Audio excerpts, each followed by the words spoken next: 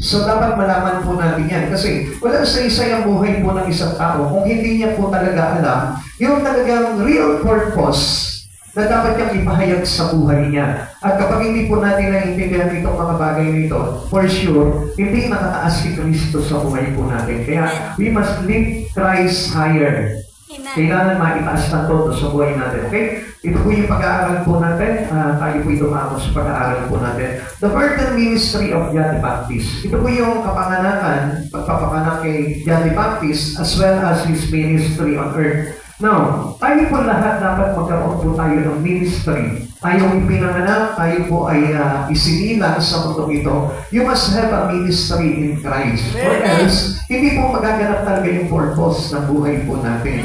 Kung bakit po tayo nilikha ng Panginoon. So marami pong tao, siguro, akala po nila, basta ako, nabuhay ako sa mundong ito, pinanganak ko ng magulang ko. Ano po silbi po nito? Kung hindi po si Kristo ang nakataas sa buhay po natin. So meaning, you must have a purpose in life. And this purpose is according to our Christ Jesus. Wala na pong iba. At kapag yung purpose ng buhay mo dito, walang kinalaman kay Kristo, itapon mo na yung buhay mo. Dahil walang saysay po yun. Lahat po ng dumaan sa mundong ito na hindi nakilala si Kristo, hindi pinaglingkuran si Kristo, walang kwenta ang buhay po nun. Sapagkat lahat po ng buhay ay kailangan dumaan kay Kristo. Okay. Paano po ba nangyari ito? Zacharias and Elizabeth is childless. Wala po silang anak at alam naman po natin yung kwento po nito, no? Sila yung matanda na at pagkatapos ito po si Elizabeth ay hindi po pwedeng magdalang tao. Sa madaling salita, siya po ay bago. Then, the real promise of John's birth and mission. Isang anghel po bumaba at napakita po dito kay Zacharias at ipinalita na ang kanyang asawa ay maglilihi at magkakaroon ng magsisilang ng isang magdadalang tao. So sa madaling salita po dito, hindi po nagkaroon ng parang instant belief ito po si Zacharias sapagkat he doubt because he is older already, he is an old man. So, isa pa nga po, hindi po pwede mag-anak yung kanyang asawa. So, kaya nga po, nagkaroon po ngayon, dahil sa kanyang doubt, hindi siya naniwala, siya po ay nabiging at hindi magpagsalita po hanggang hindi po naipapanganak yung bata na si John the Baptist. Okay. The reactions of John, disciple to Jesus. Okay, let's go into the ministry of John. Ngayon po ito na, nung sinilang na po ito si John, lumaki, siya po ngayon ay naging tagabautismo o tagag-prepare tapos paghanda ng daraanan ng ating Panginoong Kristo. So, makikita po natin dito, ang pagkakasilang po dito kay John the Baptist ay para magbautismo, kaya John the Baptist. So, meaning, para ihanda niya ang tao sa pagdating ng ating Panginoong Kristo.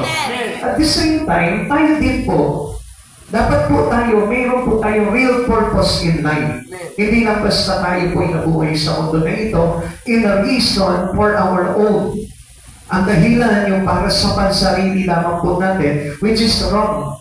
So, ibig sabihin po nito, every one of us need to serve God in our life and have a ministry to Him. Now, kapag wala tayong ministry sa Panginoon, yung buhay po natin magiging useless. Walang pakinabang. Kailangan ng pakinabang nitong buhay na ito sa Panginoon at hindi sa atin.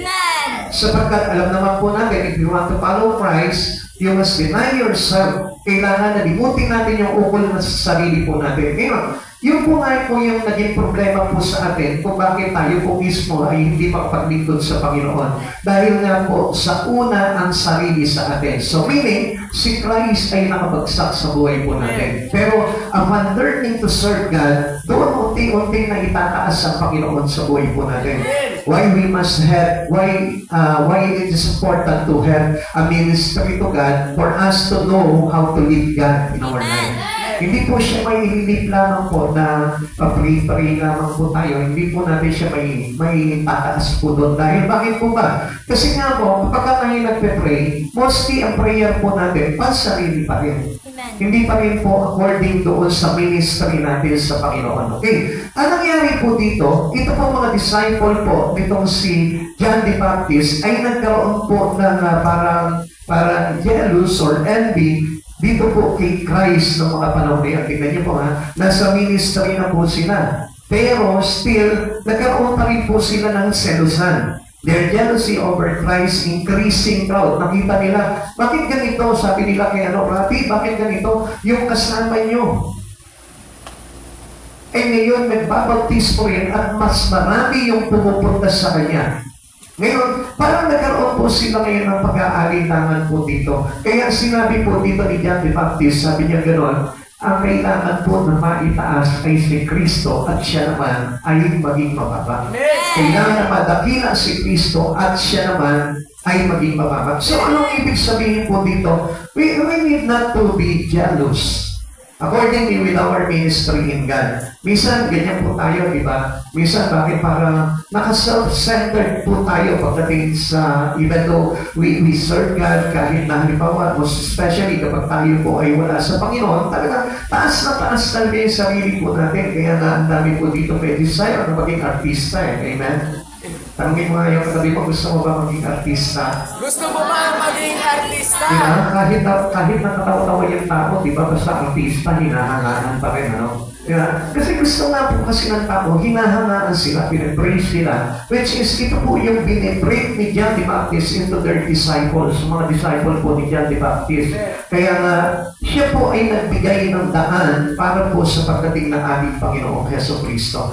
Just statement of purpose. Okay. Ipinapahayag po ngayon kung ano yung layunin ni John the Baptist. At kailangan magkaroon po tayo ng idea, no? Para nang sa ganoon, malaman mo rin kung ano po yung layunin ng buhay mo. Kung bakit nandito ka ngayon, o kung bakit pinanganak sa mundong ito. Para makita mo talaga kung ano talaga yung special reason why you are being born or parang tayo po ay isinilang dito sa mundong ito. Okay?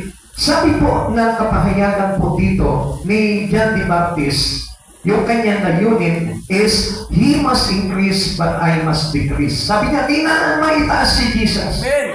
At ako na may maibaba. Amen. Kailangan siya'y maging dakila at ako na may maging mababa. Amen. So, ganun po yung layunin ng buhay po natin. Now, ang tanong po dito, the questions in here is, totoo ba na sa buhay po ng mga Kristiyano natataas na si Kristo? Maybe we thought that Christ must be already lifted into us. Pero ang katotohanan, si Jesus pa talaga ang naitataas sa buhay po natin. Kaya nga kung mapapansin po natin wala po tayong ibang inisip, kundi yung kailangan lamang po natin. So meaning, si Jesus po ay hindi talaga maitaas-taas sa buhay po ng tao. This is a great life purpose statement for us all. Hindi lamang po kay John the Baptist, to every one of us in the world. Lahat tayo na nandito sa mundong ito, kailangan si Jesus po talaga maitaas. Kaya nga, God hates most those people who lift others. Yung nagtataas sa iba. Kaya nga ang sabi ng Diyos, huwag kayong magkaroon ng ibang Diyos maliban sa akin. Huwag kayong gagawa ng larawan o imahe ng tao, ng mga tao, mga may buhay na nabubuhay sa lupa, sa impapawid, sa ilalim ng dagat. Huwag kayong sasamba sa kanila. So sa madaling salita, we only live God in our life. Only live God. Kaya nga, alam niyo po ba, ang tao, nagkakasala rin ang tao kapag yung sarili niya itinataas niya. Now, not knowingly, kaya marami pong gustong sumikat, most especially, di ba, nakita niya sa entertainment, gusto po nila sumikat at mata niya, hinahangaan, pinapalakpakan. Alam niyo po ba, it is a kind of sin. Most especially kapag hindi kumilala itong mga tao na ito sa Panginoon, they got sin. Nagkakasala sila. Kasi instead na ang Diyos yung hangaan, sa kanila po napupunta yung paghanga ng tao. Kaya nga marami pong mga naluloko sa artista. Kaya hindi niyo po ba napapansin? Willing-willing sila, halos talagang iniiyakan nila at talagang ina-idolize po nila yung mga artista, which means nakakalimutan po na mayroong Diyos pala na dapat tayong hangaan sa buhay po natin. Kaya nga yung great purpose in life po natin, hindi natin maipahayag. Bakit? Kasi not according to Christ Jesus, but according into your own. Sa sarili lang po natin. Kaya nga kung halimbawa sa buhay po natin ang natataas lamang po natin yung sarili po natin, kaya nga walang nagiging saysay po yung buhay po natin. Now, Our jealousy to other doesn't give honor to God. Lagi natin tatandaan yan. Kapag halimbawa, parang naiinggit ka sa iba, uy, tignan mo siya, oh, ganda-ganda ng pamumuhay niya. Ang sarap ng buhay niya. Alam niyo po ba, hindi napaparangalan ng Diyos doon? Amen. Every person has envy and jealousy. I tell you, hindi napaparangalan kailanman ang Diyos sa buhay niya. Amen. Kaya nga, avoid jealousy, avoid envy in our life. As a person to God, hindi na po tayo dapat yung mayroong selos, mayroong inggit sa kapwa po natin sapagkat yun yung nagdudulot ng dishonoring God in our life. Amen. Kapag po tayo puno-puno tayo ng inggit, halimbawa, sa kapitbahay natin, inggit na inggit ka, uy, ang galing niya naman, sikat na sikat siya, kilala siya sa buong pangatarin, I tell you, nagkakasala tayo sa Panginoon. Amen. Hindi natin napaparangalan ng Panginoon. Kasi hindi niyo po ba napapansin? Mahalaga ang buhay po na ibinigay sa atin ng Panginoon. At kahit na simple ka lamang, dapat maging proud ka. And if you're proud, do not proud of yourself, but proud of Christ Jesus. Si Jesus po dapat yung napaparangalan. Kung naging matalino ka man sa eskwelahan nyo, naging valedictorian ka, naging sumukang laude ka, I tell you, dapat napaparangalan ng Diyos at hindi ikaw.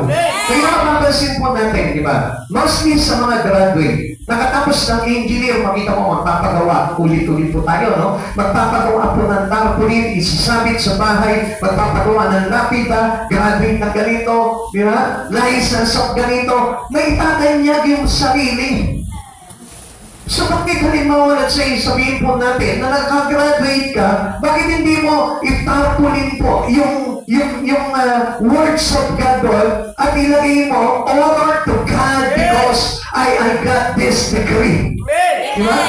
Dapat ganun po tayo bilang pasasalamat natin sa Panginoon. Kaya nga, alam niyo po, yung purpose ng buhay po natin, ang hirap na pong ipahayag eh. Kasi hindi na po accordingly sa Panginoon eh. Kaya nga kapag halimbawa, ikaw mismo, halimbawa, let's say, naging successful ka, bumili ka ng magandang kotse, makikita mo kahit di aircon yung kotse mo, magbubukas ng bintana yan, ang labas ng ulo sa taas. Nagmamaneho, di ba? Makikita mo, ang yabang ng forma niya. Di ba? Samantala, di-aircon yung kotse niya, para lang makita ko, siya pala niya, ang ganda ng kotse nito. Gusto niya kasi mahangaan siya. Kaya nga po, tayo po minsan, out of glory po tayo sa Lord eh. Instead na halimbawa, di ba? Kung minsan nga, di ba, nakikita po natin, sa mga sasakyan na ikakabit po natin ito, katas ng Saudi. Di ba? Katas ng pagiging inhinyero. Pero hindi po natin mapakita doon na katas ang biyaya ng Diyos na bahal. Di ba? Wala po mahalimbawang gano'n eh. Bibihira yung nakikita natin doon. Isang taon nga, nakita po sa Facebook nakalagay, katas ng bakla.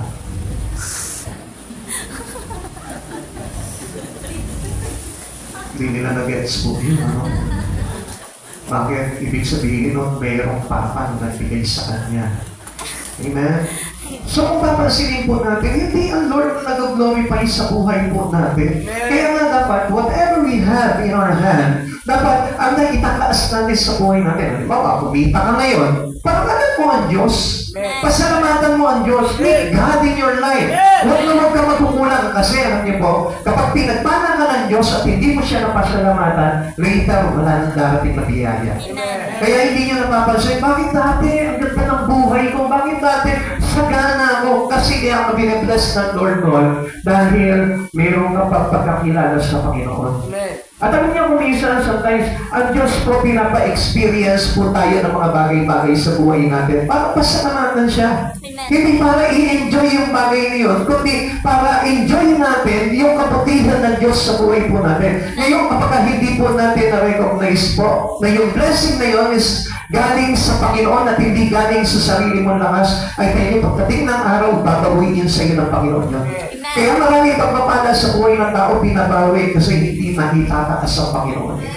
Ayaw na ayaw ng Lord talaga na hindi maitaas sa buhay ng individual ang Panginoong Heso Kristo sa buhay po natin. Never jealous. Huwag kang maiinggit. Huwag kang maiinggit kung halimbawa yung ibang tao pinagpapala. Sabihin mo pa rin, kung pinagpapala siya, ako rin pinagpapala sa ibang bagay ng aking Panginoon. You must worship God in your life. Philippians chapter 2 verse 3. Huwag kayong gumawa ng anuman dahil sa paghahangad ninyong maging tanyag, sa halip bilang tanda ng pagpapakumbaba, ituring ninyong higit ang iba kaysa sa inyong mga sarili. Listen, mga kapatid sa Panginoon, I want you to know these things. Napakahalaga po dito. Na kapag ikaw pinagpapala ka, you should make humble. Amen. Kailangan gawin mong bababa yung sarili mo. Na kapag ka ikaw, halimbawa, lumalaki ang sweldo mo, lumalaki yung kita mo, dapat ikaw naman bumababa. Hindi tumataas. Amen. Amen? Amen. Whatever we have in our life, huwag mong ipagmalaki ito, kundi ibaba mo yung sarili mo. Sapagkat every one of us need to be humble. Walang sino man, kahit maging successful ka sa buhay mo, you should humble. And then, how can we show our humbleness? In many people, paano mo mapapakita yung pagpapakumbaba mo sa tao? Alam niyo yung pagpapakumbaba natin, mapapakita natin when we serve God in our life. Na kahit busy ka dahil sa iyong mga achievements, naging busy ka dahil sa iyong trabaho, naging successful ka, but still, alam niyo po ba na kailangan i-lift mo pa rin si Jesus sa buhay mo.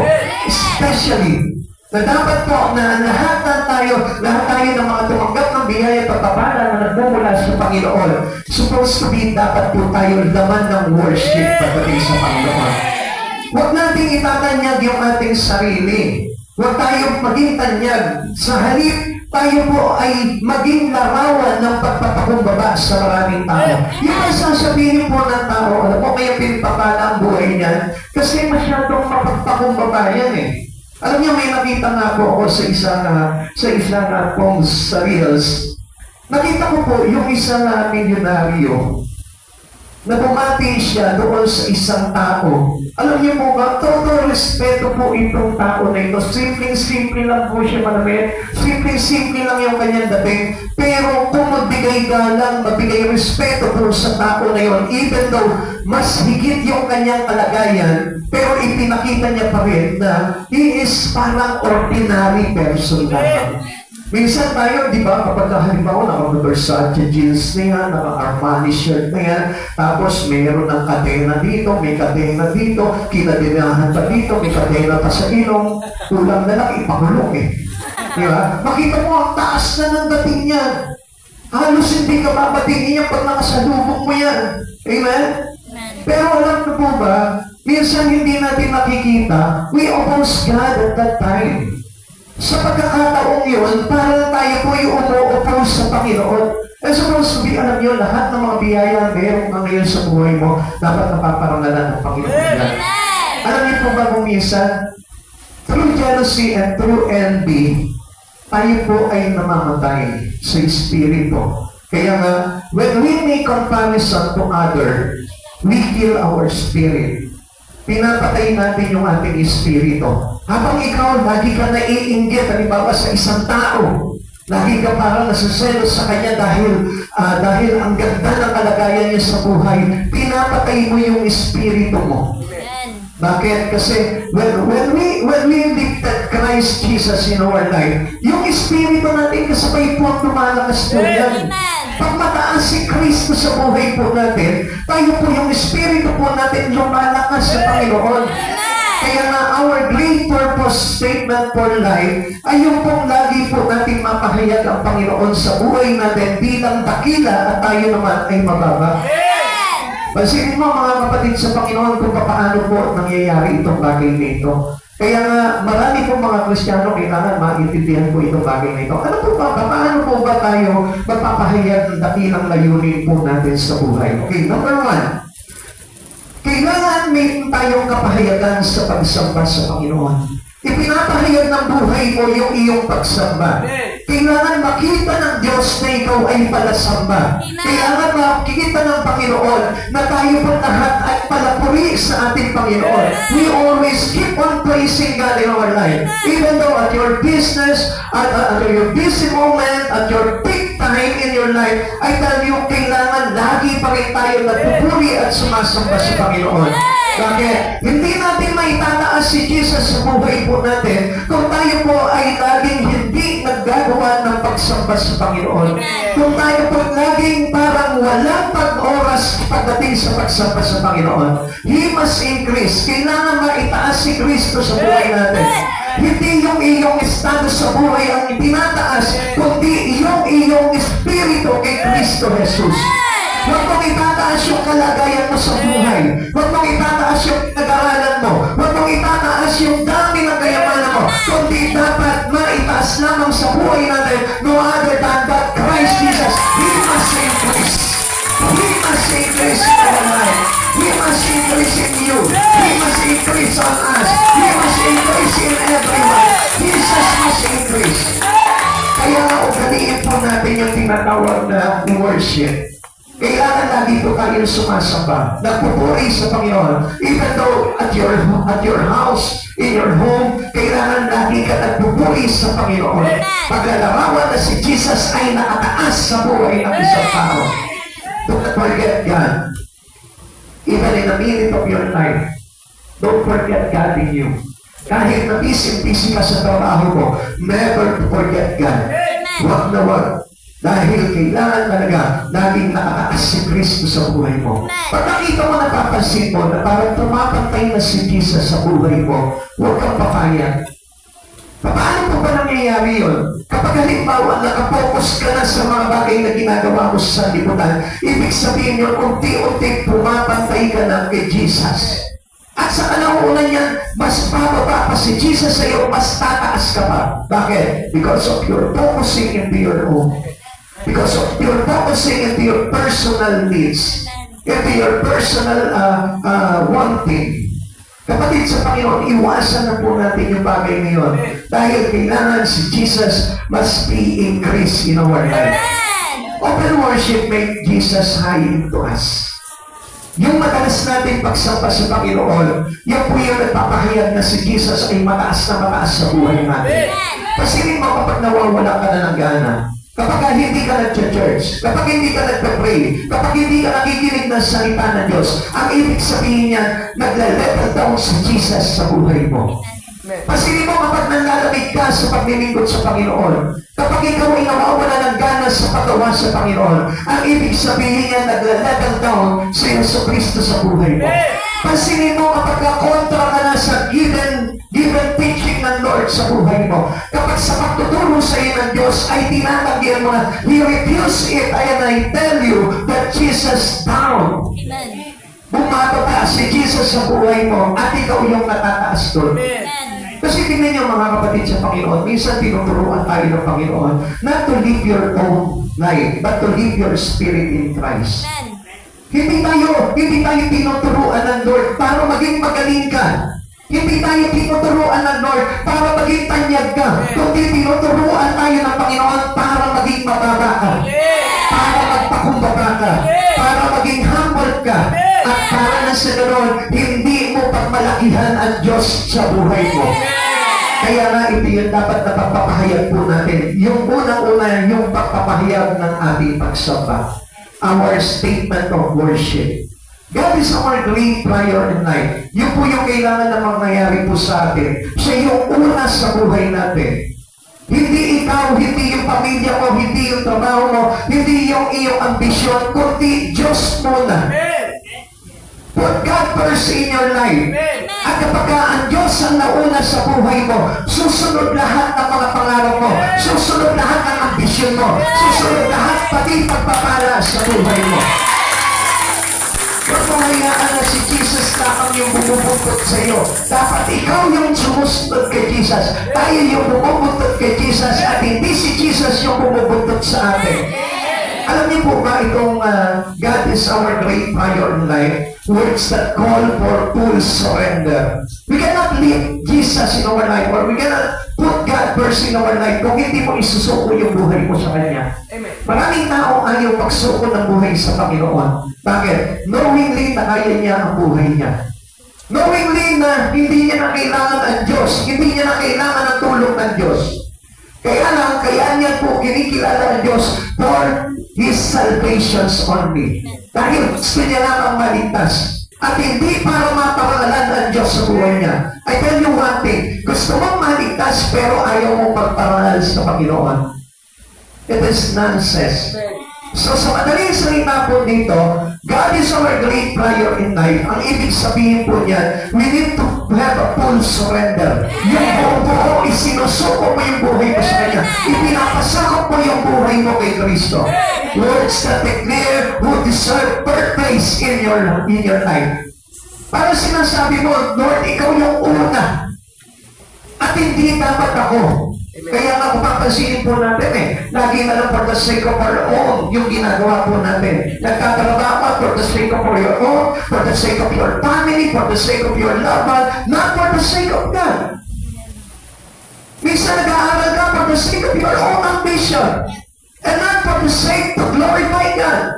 Kaya nga kung mapapansin po natin, ang layunin lang talaga ng pagkakilala ng tao sa Panginoon is for them to be saved. Gusto lang nila maligtas. Dahil ayaw lang nila maparusahan sa impyerno. Pero the way we live in, anong nangyayari? Hindi ganun ang nangyayari. Hindi papunta sa kaligtasan, kundi papunta sa kapahamakan. Kaya nga, we need God to be prior of our life. Siya po yung dapat na maging una sa buhay natin and not the other things in you. Kahit na sabihin mo, kailangan kong gawin ito, pastore. Obligado ko na gawin ito. Then put God first. Siya muna bago ang lahat ng bagay. Alam niyo po ba, ang Diyos ay nagkaroon po ng unang-unang pagkakataon na makipagtipan po sa tao. At alam niyo po ba kung ano po yung pakikipagtipan niya na binigay niya kay Moises? It is according to Exodus chapter 20, verse 1 to 6. Tignan niyo po ito na ang Diyos ay magpakilala sa mga Israelita ng mga panahon na ito. Nagbaba po ang Diyos ng kapahayagan. At ang pahayag niya po sa tao, He commanded every people of Israel to do this command. At ano po ito? The first commandment is recorded in Exodus chapter 20, verse 3. At ang sabi po dito, you shall have no other gods before me. It tells us to put God first in our life. Amen. Yung una ang Diyos sa buhay mo. Marahil dito sa oras na ito, maraming mag-study dito. Ako, isa lang ang Diyos ko. Si Jesus na. We make sure. Talaga bang really sure ka dyan sa sinasabi mo na ang Diyos lang talaga ay iisa sa buhay mo? And how about yourself? Who come first? You or God? Minsan tayo po yun nauuna Hindi naman talaga ang Diyos Kaya pagkagising mo pa lang sa umaga, iniisip mo na anong gagawin ko. Para sa akin. At hindi para sa Diyos. Kaya nga nakakalimutan natin sometimes to pray. Nakakalimutan natin sometimes to sing a song, to sing a worship. Kaya nga nakakalimutan natin na sumamba sa Panginoon Kaya nga kapag busy na tayo sa eskwela, sa trabaho, sa mga kaibigan, sa mga activities in life, nakakalimutan na natin ang Panginoon. O kaya naman, halimbawa, magsiset tayo ng isang seminar or isang reunion, and then, okay, let's pray first. Kunyari, magpapray muna Lord, samahan mo kami, balutin mo kami, samahan mo kami sa lahat ng mangyayari, and then, Lord, gabayan mo kami, and then later on, nakalimutan na ang Diyos. Yung kanilang gagawin is not accordingly with God already. Amen? Parang ang sinabi lang nila, basta bantayan mo kami dito, you are, parang irerentahan kita, Lord, bilang security namin. Ganun lang si Lord Ang baba ni Lord sa buhay natin Lord, kailangan ko ng bodyguard sa oras dito, lalabas ako Kailangan ko na magpapantay sa akin. Baka mamaya, may pumaril sa akin yan, Lord. Harangan mo, Parang ganun lang si Lord sa buhay natin. Ang baba. He is not Lord for us. He is only a security guard. He is only a bodyguard. He is only what? Parang tagabantay lang sa'yo si Jesus. Ganun lang siya ba sa Lord? Save me. Ganun lang ang pagtingin natin sa Panginoon Kaya nga isipin mo mga kapatid sa Panginoon, if you really worship God, and if you put your prior into God, gusto ko malaman mo, ganito dapat ang ginagawa ng tao. Sa lahat ng pagkakataon, Diyos siya sa buhay mo. Amen. Sa lahat ng panahon, sinasamba mo palagi siya sa buhay mo. Na kahit na sabihin mo, kinakain ka na ng sanlibutan na ito, ninanakaw na ng kaaway, ninanakaw na ng sanlibutan na ito yung iyong panahon, still hindi mo papayagan yun because God is the prior of your life. Kasi ito yung kumanda, Lord eh. This is the first covenant of God to men. Ito yung unang-unang tipan niya sa tao na huwag kayong magkaroon ng ibang Diyos. Kapatid sa Panginoon, yung ibigin mo ng sobrang labis yung iyong sarili, Diyos na yan. Amen. Yung ibigin mo ng todo yung pera mo, hindi mo mabitaw-bitawan, for the glory of God, Diyos na yan. Yung ibigin mo yung kotse mo, yung bahay mo, hindi mo maiwanan during worship service, Diyos na yan. Amen. Kaya nga hindi niyo napapansin, naku, hindi ako makakapag-church niyo, walang bantay ang bahay. Amen. Paano naging Diyos sa atin si Jesus? Kung hindi ka nagtitiwala na hindi naman tatakbo yung bahay niyo. Amen. Ang daming mga maling kaisipan ng tao eh. Basta maraming magnanakaw. Bakit wala bang kandado yung bahay mo? Basta magaling sila. Magaling ang mga magnanakaw ngayon kahit na tarong nga. Ay, gano'n naman pala eh. Kahit nandun ka, pag gusto ka nakawan ng kaaway, pwede ka nakawan yan. Baka pati ikaw manakaw. Amen? O di mas lalo pa napasama ang kalagayan mo. Eh kung hindi mo pinantayan yun, yung mga gamit mo lang ang nanakaw, hindi ka nasama. Amen? Kung nag-church ka, save ka, yung bahay mo lang ang nanakaw, kaya pang palitan ng Lord yun. Eh paano kung yung buhay mo ang nanakaw? Mapapalitan pa ba yan? Come on. Answer na, hindi mo lang mapapalitan pa ba yan? Hindi na. Kaya nga, hayaan mo na yung bahay mo, manakaw yan, basta mag-worship ka sa Panginoon, kabayaan mo yan, papalitan ng Diyos yan. Amen. Baka mamaya nga, kaya pala walang tao sa bahay niyo, pinananakaw na ng Diyos yan eh, kasi papalitan na mas maganda. Eh, hindi mo mabitaw-bitawan yung bahay mo, kaya yun, nanatili ka na lang sa ganong bahay. Amen? O napaisip kayo ngayon ano? That's the truth.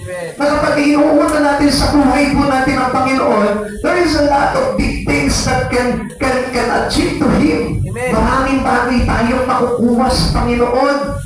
Kaya nga kapag inuna mo ang Diyos sa buhay mo, uunahin ka rin Diyos sa lahat ng pagkakataon. Amen. Sabi niya, you shall have no other gods before me. Huwag mo gawin Diyos yung bahay mo. Even your sickness, your disease, huwag mong gawin Diyos. Amen. Kaya nga kung minsan, di ba may karamdaman ka, no, higa ko muna ito, alagaan ko muna itong karamdaman ko. Amen? Di mo napapansin? Instead na mag-church ka para ma-deliver ka doon sa karamdaman mo, mag-mass out yung disease na yun sa buhay mo, anong ginawa mo? Inibig mo siya, pinahal mo siya, sinamba mo siya, meron akong sakit. Dito muna ako. Diba? Pero pagkatapos na ng service, di ba, uy, 12 o'clock na, ay, lumakas na ako. Miracle! Di wala! Diba? Natapos na yung church service, alam mo na, tapos na yung gawain. Nagulat, wala na akong karamdaman. Pwede na akong mag-CSI. Pwede na ako mag-SM. Pwede na lahat. Ay, pinagpapawisan na ako. Wala na akong lagnat. Pero o'clock na eh. Pero nung 7 o'clock pa lang, mga palangin mo nga pala kayo. Ayun sa pakiramdam ko, nilalakad ako. Nag-chat ko muna si Pastor, hindi ako makakarating ngayon. Masama ang pakiramdam ko. Alam nyo, kung minsan yung pakiramdam, yung karamdaman natin, Diyos din natin eh. Amen? Amen. Kulang na nga lang, di ba? Yung karamdaman mo na, yung maging Diyos talaga sa buhay mo eh. Kasi siya yung nasusunod sa buhay mo. May karamdaman ka, higa ka na. Huwag ka muna pupunta sa church. Kasi baka mabinat ka. Knowingly na ang Diyos ang nagpapagaling. Amen? Amen. Pero bakit gano'n ano? Sa church ka magsisimba, ako baka mabinat ako. Baka lalo lumala ang karamdaman ko. Kapatid sa Panginoon, you must believe in God. Amen. You must believe in Christ, the Lord, Amen. our healer. At dapat na huwag tayong magkaroon ng ibang Diyos sa buhay po natin. Exodus 20 verse 1 to 6. Ang lahat ng ito'y sinabi ng Diyos. Ako si Yahweh ang inyong Diyos na naglabas sa inyo sa Ehipto at nagpalaya sa inyo mula sa pag-aalipin. Huwag kang sasamba sa ibang Diyos maliban sa akin. Huwag kang gagawa ng imahin ng anumang nilalang na nasa langit, nasa lupa o nasa tubig upang sabayin. Huwag mo silang yuyukuran ni sasabayin sapagkat akong si Yahweh na inyong Diyos na mapapalibuhuin Diyos. Ang kasalanan ng mga magulang ay sisikilin ko sa kanilang mga anak hanggang sa ikatlo at ikaapat na saling lahi. Ngunit ipadama ako ang aking pag-ibig sa libo-libong saling lahi ng mga umiibig sa akin at tumutupad ng aking kautusan. Ano sabi po ng verse 6? Ngunit ipadarama ko ang aking pag-ibig sa libo-libong saling lahi ng mga umiibig sa akin at tumutupad ng aking kautusan. Grabe, ano? Pag inibig mo ang Diyos sa buhay mo, iibigin ka rin ng Diyos. Pag tinutupad mo ang kautusan ng Diyos, iibigin ka ng labis ng ating Panginoon. Ano dapat pa rin ang pangamba ng isang tao? If we worship God, umasa ka na ang pag-ibig ng Diyos ay nasa iyo. If we are consistently worshiping God in your life, I tell you, hindi ka makukulang sa mga bagay sa buhay mo. Kaya na kasi kulang tayo sa worship. Aakala natin worship every Sunday lang eh. Sabi mo nga doon sa katabi mo, hindi lang tuwing Sunday ang worship. Hindi lang tuwing Sunday ang worship. Araw-araw worship. Because God is there with us daily. Ang Diyos lagi, kasama natin ang Diyos. Meron po ba dito na hindi sinamahan ng Diyos? Sa isang araw, iniwan ka ng Diyos. Meron po ba dito?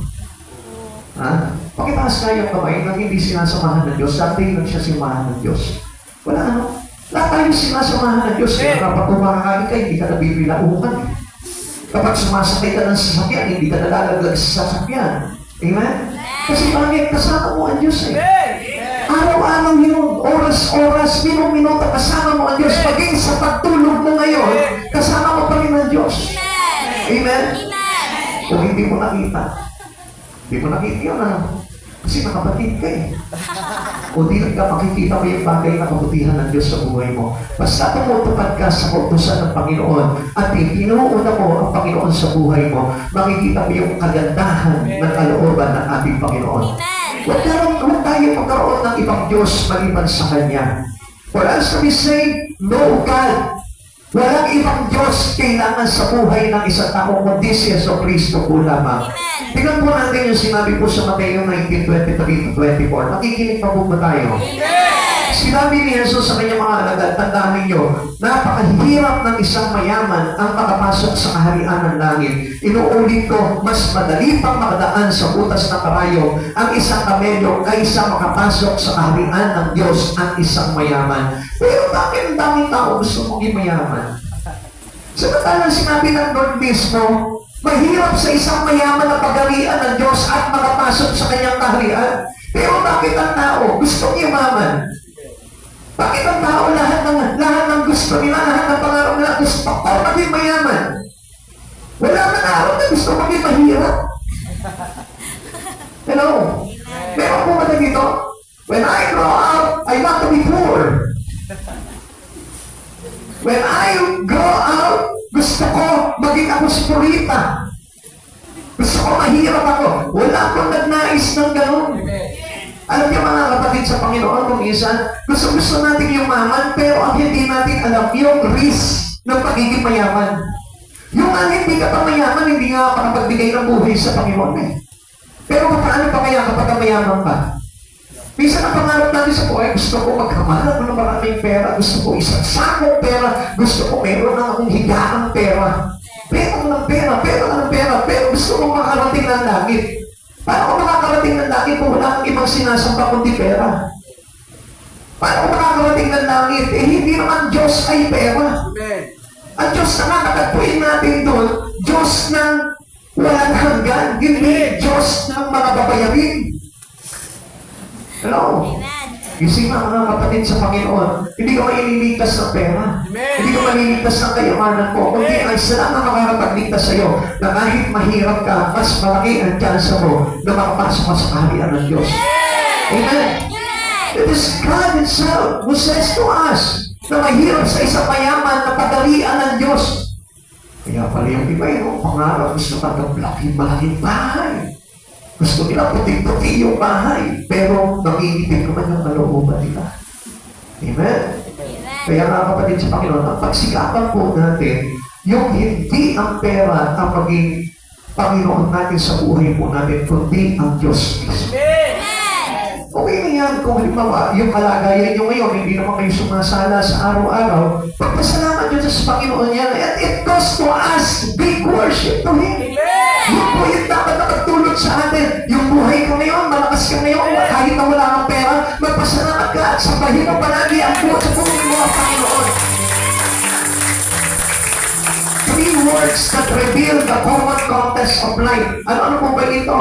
Kung titignan po natin, yung pong sinabi kanina that God is the great prior of our life, kailangan itong salita na ito, dapat isang buhay po natin, isang puso po natin, na ang dapat na paging pangunahin sa buhay natin ang Diyos. He must increase and I will be decreased. He must be increased and we must be decreased. Lagi mong tatandaan na kapag ikaw nagmamalaki ka na sa buhay mo, dapat na lagi mong isipin na si Jesus ang kailangan maging mataas at ikaw naman maging mababa. Amen. Tanungin mo nga yung katabi mo, kaya mo bang magpakumbaba? Kaya mo bang magpakumbaba? Siyempre, sasabihin niya, oo naman. Kaya na ipakita mo sa Panginoon, unahin mo ang Diyos sa buhay mo. If you want to be humble, show it to God by our worship. Kailangan ipakita mo sa Kanya na lagi kang ganado pagsamba sa Panginoon. Lagi kang excited, lagi kang malakas, lagi kang masigla sa pagsamba sa Panginoon. And I tell you, makikita mo, basta nakataas ang worship mo, nakataas si Jesus sa buhay mo. At pagdating ng araw, itataas ka rin ng Panginoon. Amen. Likewise for decision daily, every day. Kailangan na natin na mag-decide po tayo. Kapag halimbawa, nalulunod tayo sa pang-araw-araw na ginagawa natin sa buhay natin, medyo stop muna. Break muna. Huwag mo papabayaan na malunod ka sa mga gawain mo sa araw-araw. Kailangan hindi mo makalimutan si Jesus sa buhay mo. Libang na libang ka, parang happy-happy ka sa mga ginagawa mo sa araw-araw. Break muna, stop muna tayo doon. Kailangan magkaroon ka palagi ng panahon sa Panginoon. Hindi ba yung parang in-enjoy mo na lang yung buhay mo? Alam niyo po ba, ingratitude spirit po yung pagpapakita ng walang utang na loob sa Panginoon. Kapag ginugugol mo lang po yung buhay mo sa walang bagay na hindi may walang kinalaman sa ating Panginoong Jesucristo. He is the statement that declares Christ deserve our worship. Tandaan po natin, kailangan po natin yung pagsamba na yun para kay Christ yun. At kung hindi ka marunong mag-worship, wala kang kwentang tao. Kapag hindi ka marunong sumamba sa Panginoon, wala kang kwentang tao. And I tell you one thing, pag pinagpapahalagahan mo yung mga bagay kay Kristo, yun yung tao na matalino, sabi ng Biblia. Amen. A wise man, keeping Christ, live in the light. Pinapanatili niya na nakataas at sa buhay niya ang Diyos palagi. At hindi niya pinababayaan na mawala ang Diyos sa kanya. Kapatid sa Panginoon, ilang beses na nawala sa iyo ang Diyos. Pansinin mo lamang po yun. Every time na nabibisi ka sa mundong ito, hindi mo ba alam na nawawala siya sa iyo? Sa mga ng Diyos, anong sabi po ng ating Panginoong Jesucristo? As a shepherd to our soul, to the sheep. Ano po sabi po ninyo? Pagka nawala po ang isang tupa, iiwan niya ang siyang nagputsyang at hahanapin niya ang isang nawawala. Samantalang tayo, nag-iisa lang ang Diyos natin, pero parang hindi natin hinahanap itong Diyos na ito na nag-iisa lamang para sa atin. At ano po yung hinahanap natin? Yung maraming Diyos na buhay po natin. Baliktad po tayo sa layunin ni Kristo. Si Kristo hinahanap ka. Pero ang tao hindi naghahanap kay Kristo. At ang hinahanap niya yung ibang Diyos sa buhay niya. He cannot worship Jesus in his life. He worship his job, his business, his money, his treasury, his wealth of the world, and the world itself. Yun ang kadalasan na hinahanap ng tao. Kaya hindi maitaas-taas si Jesus sa buhay mo. Sa araw-araw, kailangan si Jesus ang nakataas. He must be increased daily in your life. And He deserve your worship. Amen. Pakisabi mo sa katabi mo, deserve niya yung iyong pagsamba sa Kanya. Deserve niya yung pagsamba sa Kanya. John declares his purpose in life is to exalt Jesus. Ano po ba yung great statement, purpose ni John the Baptist? Yung maitaas si Kristo. Ikaw, ano po ba yung kapahayagan mo sa oras nito na layunin ng buhay mo? Minsan pag tinanong mo, bata pa naman, tinanong mo, ano layunin mo sa buhay? Gusto ko yumaman. Gusto ko maging piloto. Gusto ko maging astronaut. Ang dami mong gusto. Pero yung dapat talagang gustuhin mo, hindi masambit-sambit ng labi ng mga kabataan. And what is that? Gusto ko maitaas sa buhay ko si Kristo. Di ba rin mababa ako? Basta si Kristo maitaas. Walang nangarap na tao na gano'n. Only John the Baptist. Kaya nga alam nyo, ito po mga alagad niya, itong mga propeta niya, nung nakilala po nila itong si Yesu Kristo, doon nila napagtanto na itong si John the Baptist pala ang dapat nilang tularan po sa buhay po nila. Sapagkat si John the Baptist is the shadow of the coming Christ. Kaya papansin natin, siya yung naganda ng daraanan ni Jesus. Bakit ipinakita niya dito yung pagpapakumbaba ni Jesus? Ipinakita niya dito yung pagpaparangal ni Jesus sa kanyang Ama.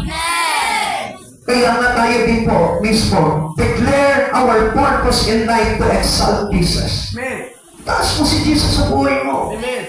Na kahit na sabihin mo, minamaliit ka, iniinsulto ka, nilalait ka, but still, Jesus, live your life.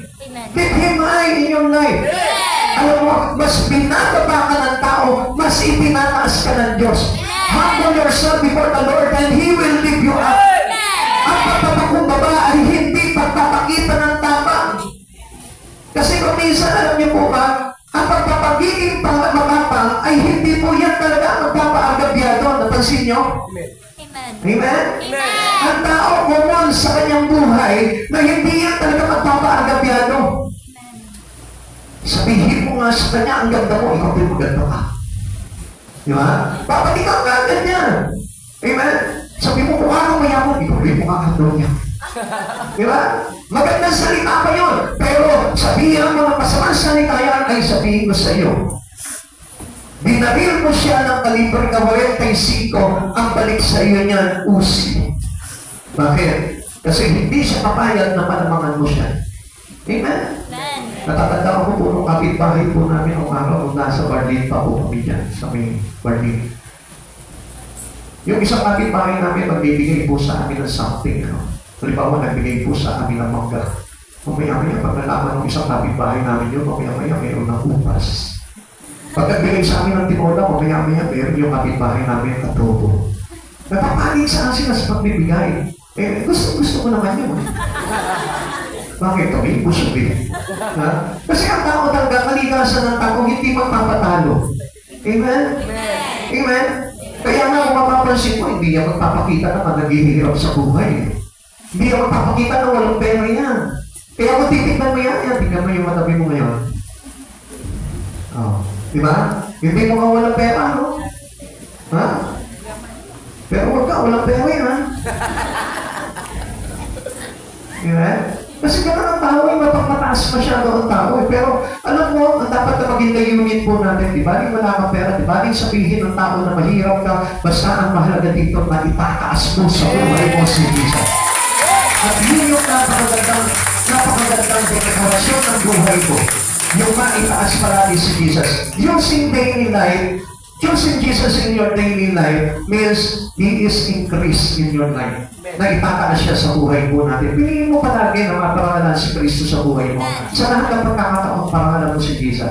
Huwag ka papayag na may ginagawa ka ngayon sa oras nito o sa mga ibang oras na hindi mapaparangalan si Jesus sa buhay mo. Even kahit na halimbawa sa pagpili po ng mga bagay-bagay sa buhay natin, kailangan maparangalan ng Diyos niya.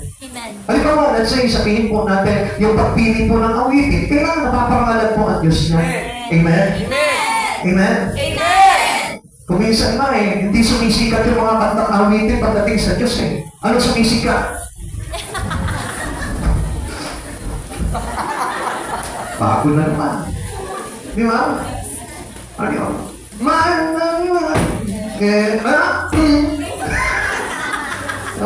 Diyan tayo magaling eh. Gusto natin yung mag-viral palagi tayo eh. Di ba? Gawin mo mag-viral sa buhay mo, Panginoon. Amen. Alam mo, pagka halimbawa, ikaw ang laging nag-viral, binayaran mo palagi yung buhay mo. Gusto ko malaman mo, pagdating ng araw, virus ka.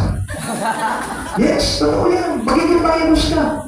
Kaya nga lagi na yun, ang mga tao, alam na ng mga kabataan niya yan. Pagka kinanta niya, may binispine na yan, makikita mo yan, magkakita na niya.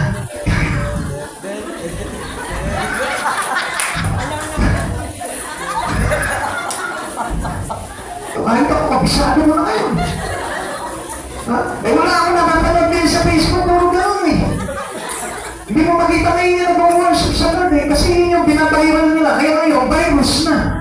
Amen. Bakit? Kasi habang sinasayaw niya, doon ka patungo niyan eh. Nakalimutan mo yung worship sa Lord. And it must be the statement of our life is your worship to God. Kaya hindi niya po napansin kahit na yung pagsiselfie po nung araw, pagtitiktok po nung araw, kasi gusto mo nga mag-viral ka, mag-trending ka, kaya kahit na anong ginagawa mo, binibidyo mo, tapos pinopost mo sa Facebook, para na sila ng viral ka, hindi mo alam, virus ka na.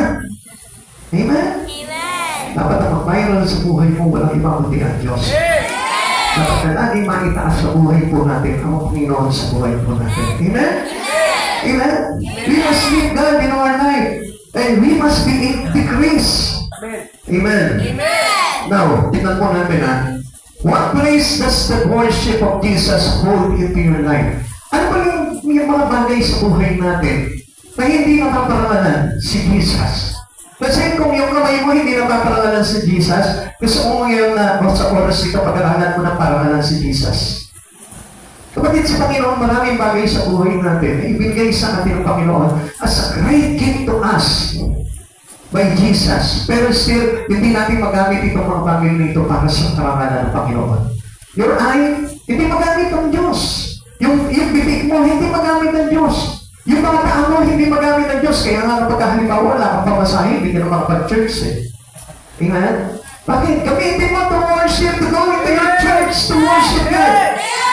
Kahit na ano pa mangyari sa buhay mo, dapat laging napaparangalan ng Diyos palagi at hindi tayo nahalangan. Number 2, the statement of humility.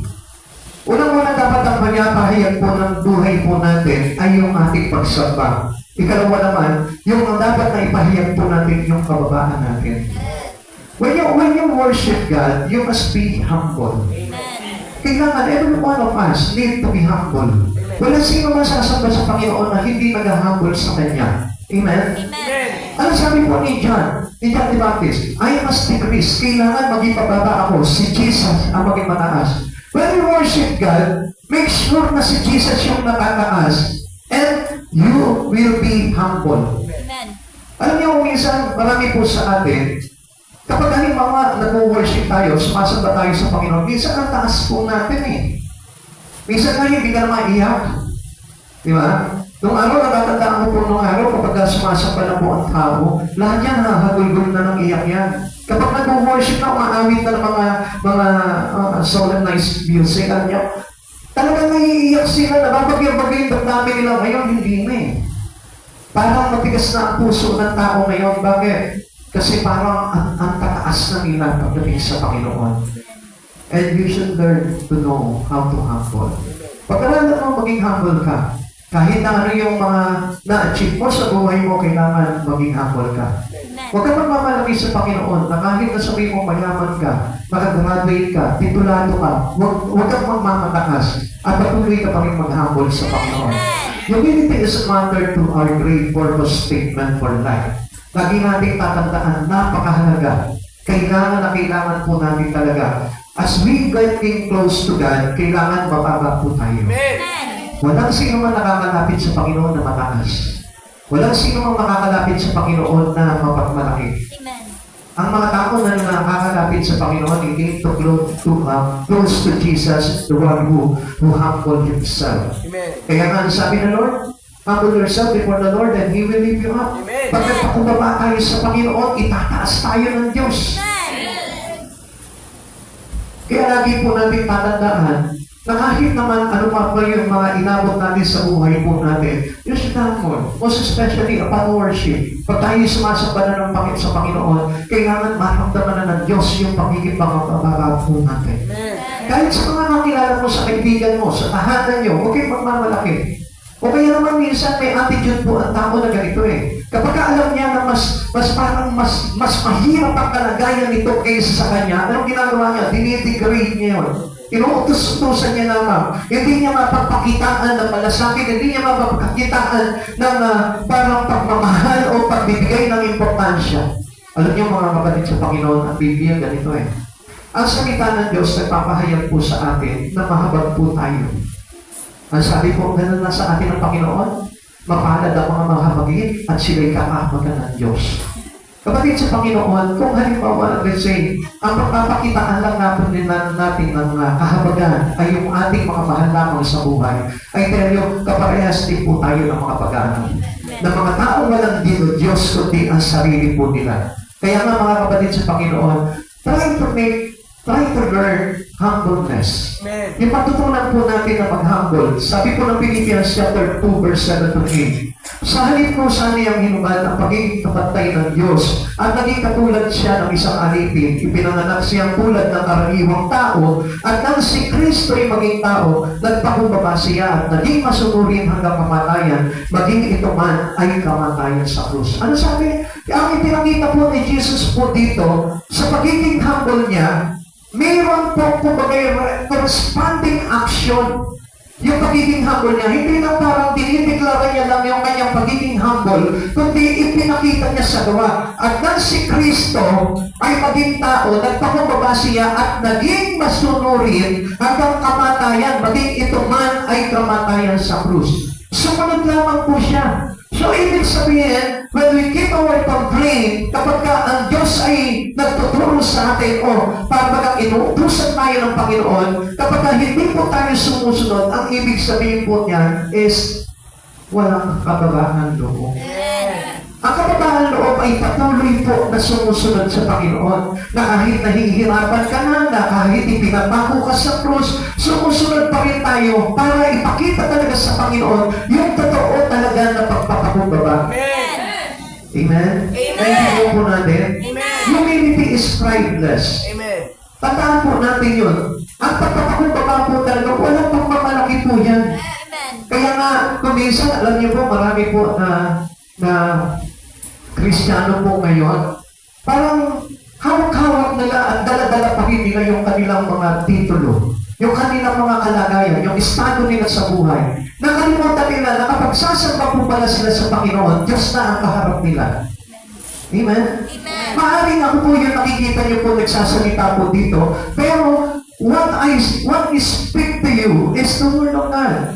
So meaning, yun ang pinakikinggan natin, hindi yung salita ko, hindi ako, kundi yung salita ng Diyos na kailangan tayo po ay nagpapakumbaba. Amen.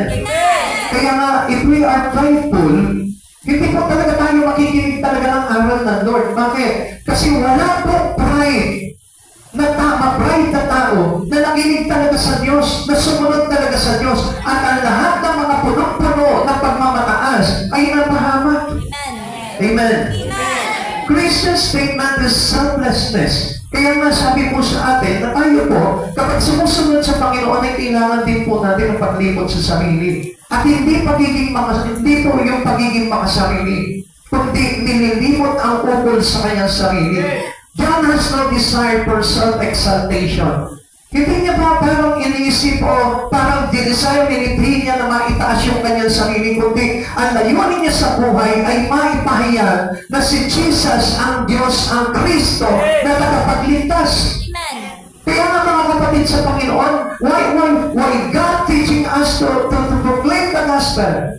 Bakit po ba ang Diyos na ito, tinuruan tayo na humayo tayo, ipahayag ang salita ng Diyos? Para na sa ganon, tayo po mismo ay magamit ng Lord sa pagtataas ng dakilang pangalan ng ating Panginoong Yesu Kristo. He's not living for the praise of others. Kahit na po ito po si John the Baptist, alam niyo po, ayaw niya na siya yung hinahangaan ng kanyang mga alagad. Kaya nga, ano sabi niya gano'n sa kanyang mga alagad?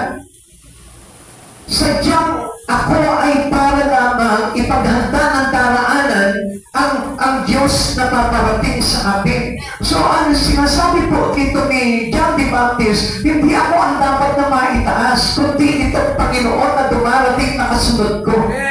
Kapatid sa Panginoon, huwag kang sasamba sa Panginoon na ikaw ang itinataas. Huwag kang sasamba sa Panginoon na ikaw yung natataas. Kailangan kapag nagsumamba ka na sa Panginoon, kailangan humble lamang po tayo. Amen.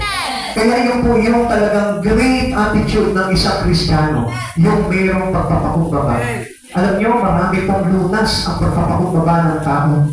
Pwede niya malunasan ang karamdaman mo kapag ikaw marunong ka magpakumbaba. Pwede niya lunasan yung kahirapan mo, yung kawalan mo, yung pagsubok mo, yung problema mo. Kaya niya po na ibsan po yun sa pamamagitan ng pagpapakumbaba. Na kapag ang isang tao ay marunong magpakumbaba, maraming bagay na pwedeng hibala na maranasan siya through His God, the author of humility. Amen. Alam natin na si Jesus po, alam niyo po ba, kung bakit si Jesus ay punong-puno ng himala, punong-puno ng miraculous things that He can perform that time. Alam niyo po ba, dahil po sa kanyang kababaan loob, hinubad niya ang pagka-Diyos niya at siya'y naging alipin. Amen. At alam niyo po ba ang ibig sabihin nun? Habang tayo'y nagpapakumbaba, habang tayo'y nagpapakalipin sa tao, ang Diyos naman itinataas tayo at pinararangalan at pinalagyan ng hustong kapangyarihan. Alam niyo po ba yung mga anointed people of God, anointed person to God? Yan po yung puno-puno ng humbleness. Hindi yan po yung parang nagpapagaling, nagpapasika. Hindi po yan yung parang nagmamalaki, nagpapakilala. Kundi ang anointed person to God ay yung punong-puno ng pagpapakumbaba. Yung kaya niyang ipahaya yung sarili niya. Yung kaya niyang natiisin yung mga bagay na dumarating sa kanya. Just to show a great example of Christ. Para ipakita yung larawan ni Kristo na sumasa kanya.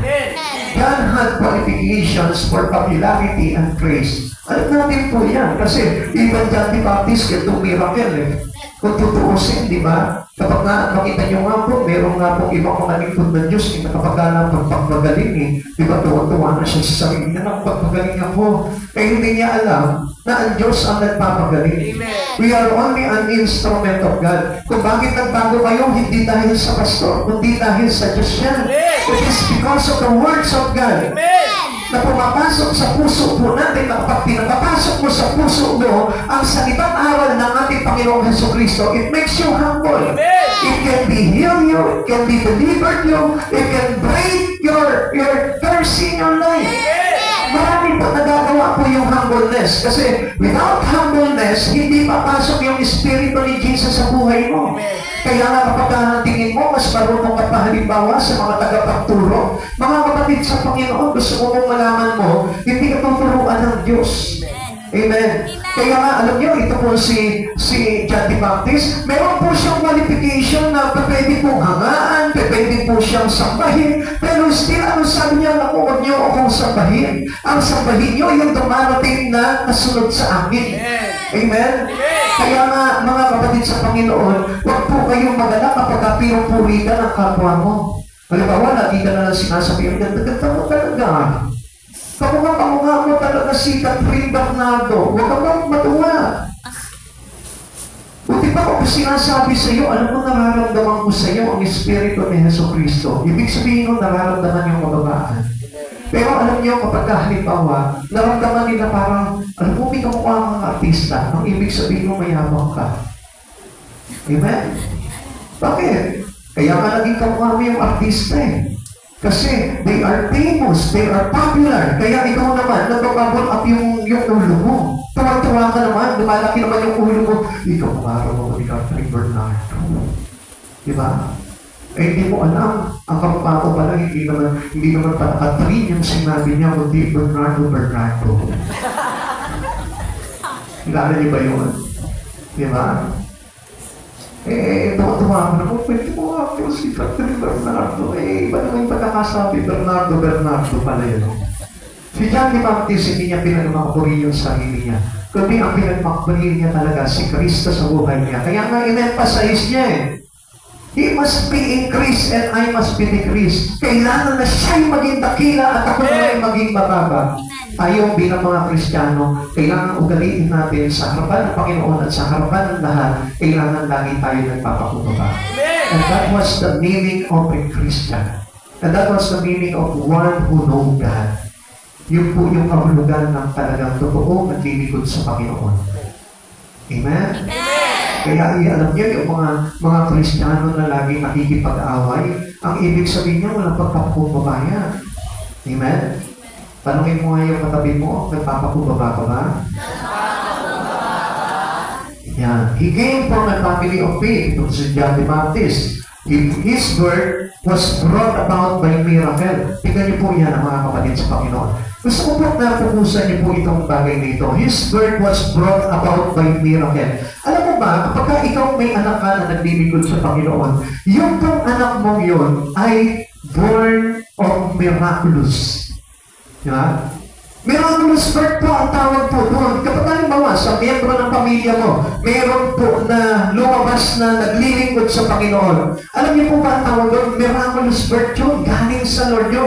Samantala marami po mga magulang na po, anak ko, kapag maglilingkod muna sa Panginoon, tapusin mo muna yung pag-aaral mo. And I tell you one thing, bukas na ang pintuan ng langit sa pamilya mo. Amen? Sinasarahan mo ba? Naku, anak, huwag ka muna magpapastor. Iahon mo muna yung pamilya natin sa hirap. Huwag ka muna magpapastor. Samantalang bukas na yung langit sa pamilya mo, sinasaran mo pa, Lord, sarado mo muna yan. We're not ready. Lagi mong tatandaan, kapag ikaw pinanganak ka na naglilingkod sa Panginoon, I tell you, that was miraculous birth ang nangyari sa Panginoon. Amen. Nakita niyo po kay Jesus, siya po panganakan ni Jesus. Diba? It is a miraculous birth of a virgin. Pinanganak siya, diba? Na walang tatay. So, sa madaling salita po dito, pinapakita po na kapag tayo naglilingkod sa Panginoon, himala yung ating pagiging kapanganakan. Kaya huwag po natin ipagkait po yung sarili po natin dahil our great purpose in our life is to serve God. Amen. So, ibig sabihin mo, ang ganda ng pagkakalikha sa iyo na Lord. Ang ganda ng kapanganakan mo. Ang ganda ng pagkakapaglasipon mo dito sa mundo ito. May inaayawan ng maraming tao. Naku, di ko wish na maging pastor. Ang wish ko maging architect. Gusto ko maging engineer. Gusto ko maging doktor. Amen. Pero maging pastor, ayaw nila. Bakit? Kasi wala raw pera ang pastor. Meron. Sabihin mo sa katabi mo, merong pera ang pastor. Merong pera ang pastor. Bibigyan niyo. Bigyan nyo. Diba? No, parang hindi na nasabi, no? Ano? Amen? Tandaan niyo, maganda talaga na tayo po ay pinanganak na may pagtawag sa Panginoon. Amen. Crowds traveled far to hear Him. Kaya makapansin po natin, ang daming mga tao na malapit po sa Kanya dito para makinig kay John the Baptist. Dahil bakit? Sabi ko nga sa inyo, he is very popular at that time. Kaya nga naging po sa Kanya si Herodes. Kaya galit na galit sa Kanya si Herodes at pinapungutan siya ng ulo. John had this proper position in perspective. He was to honor Jesus. Yung po yung bagay parang nasa tamang kalagayan, yung kanyang pagiging tao. Ikaw, tanungin mo yung tabi mo, nasa tamang kalagayan ka ba? Nasa tamang kalagayan ka ba? Minsan iba na po yung ating pananaw sa buhay. Iba na yung perspective in life natin eh. Nasa mga bagay na makamunto na lang, nakalimutan natin that we are creation. Kung bagay tayo inilikha ng Panginoon at dapat na yung buhay natin for the Lord. And not for the word of God, not for the word. Amen. Dapat yung buhay po natin nasa pakinabang po ng Diyos. Ikaw ba halimbawa, meron kang isang bagay na ginawa, tapos gusto mo iba ang makikinabang. Kapatid sa Panginoon, tatanungin kita. Minsan nga tayo, di ba, pinagdadabot natin yung mga anak natin. Ay, hindi na kailangan sa pakinabang lang kita. Kung pakinabangan ng tita mo, kung pakinabangan ng kapitbahay namin, ikaw dapat pakinabang ka namin. Ganyan tayo eh. Amen? Kaya nga todo-todo po tayo pagdating sa anak natin eh. Kaya pagka hindi nasunod yung pangarap ng mga magulang sa kanilang mga anak, nabibigo sila, nasasaktan sila. Pero ang hindi nila pagkakaunawa po dito, na ang tao, may kanya-kanya po tayong May kanya-kanyang plano ang Diyos sa buhay natin. Even though ikaw may plano ka sa anak mo, pero ang plano pa rin dapat na maging perspective natin yung plano ng Diyos sa buhay natin. Amen. Kaya nga, ang plano po dito kay John D. Baptist is to honor Jesus. Ipinanganak siya para ng pangalan ng Diyos. Alam niyo, napakaganda nga po ng bagay na yun eh. Kasi hindi tayo malilimutan ng langit. Amen. Marami po sa mga tao ngayon hindi nakilala sa langit. Bakit? Kasi yung kanilang perspective, yung kanilang position, dito pa naman sa lupa, ay hindi na nagpapahayag ng mga makalangit na bagay. Kaya nga kapag tayo po yung nabubuhay po dito, dapat na ipapahayag ng pamumuhay natin yung mga bagay kay Yesu Cristo. Kaya kapag ikaw gumagawa ka palagi sa Panginoong Jesus, kapag ikaw gumagawa ka palagi sa karangalan ng Panginoong Jesus, nahahayag yung pangalan mo doon sa langit, na ipakala yung pangalan mo sa aklat ng buhay. This is how we enter to the kingdom of God. Sa ganong paraan, makakapasok tayo sa kaharian ng Diyos. Dahil bakit? Nandun tayo sa tinatawag na proper position. Yung ating pananaw ay nandun sa tamang kalagayan. Amen. Kaya kailangan po na tayo po sa araw-araw ay nagpaparangal palagi sa Panginoon. Huwag po natin kakalimutan po yung bagay niyon. At sa pagpaparangal sa Panginoon, at tayo po ay nakakapagparangal sa Panginoon sa pagiging mababa po natin. Amen. Alam mo, kahit na sabihin po natin at say na kahit na ano pa po yung mga estado mo sa buhay mo, basta marunong ka magpapakubaba, doon pa lang napaparangalan na ang Diyos sa buhay po natin. And thus, nakapahayagan po ng buhay po natin is the statement to challenge us all. Yung pong pagpapahayag po natin na tayo po mismo ay magkaroon tayo ng challenge sa bagay na ito na ipinapahayag sa atin ng Lord. Christians are disputing themselves to do daily things in God. And this is our challenge. Taking control of the Spirit of God is a very important thing in Christian living.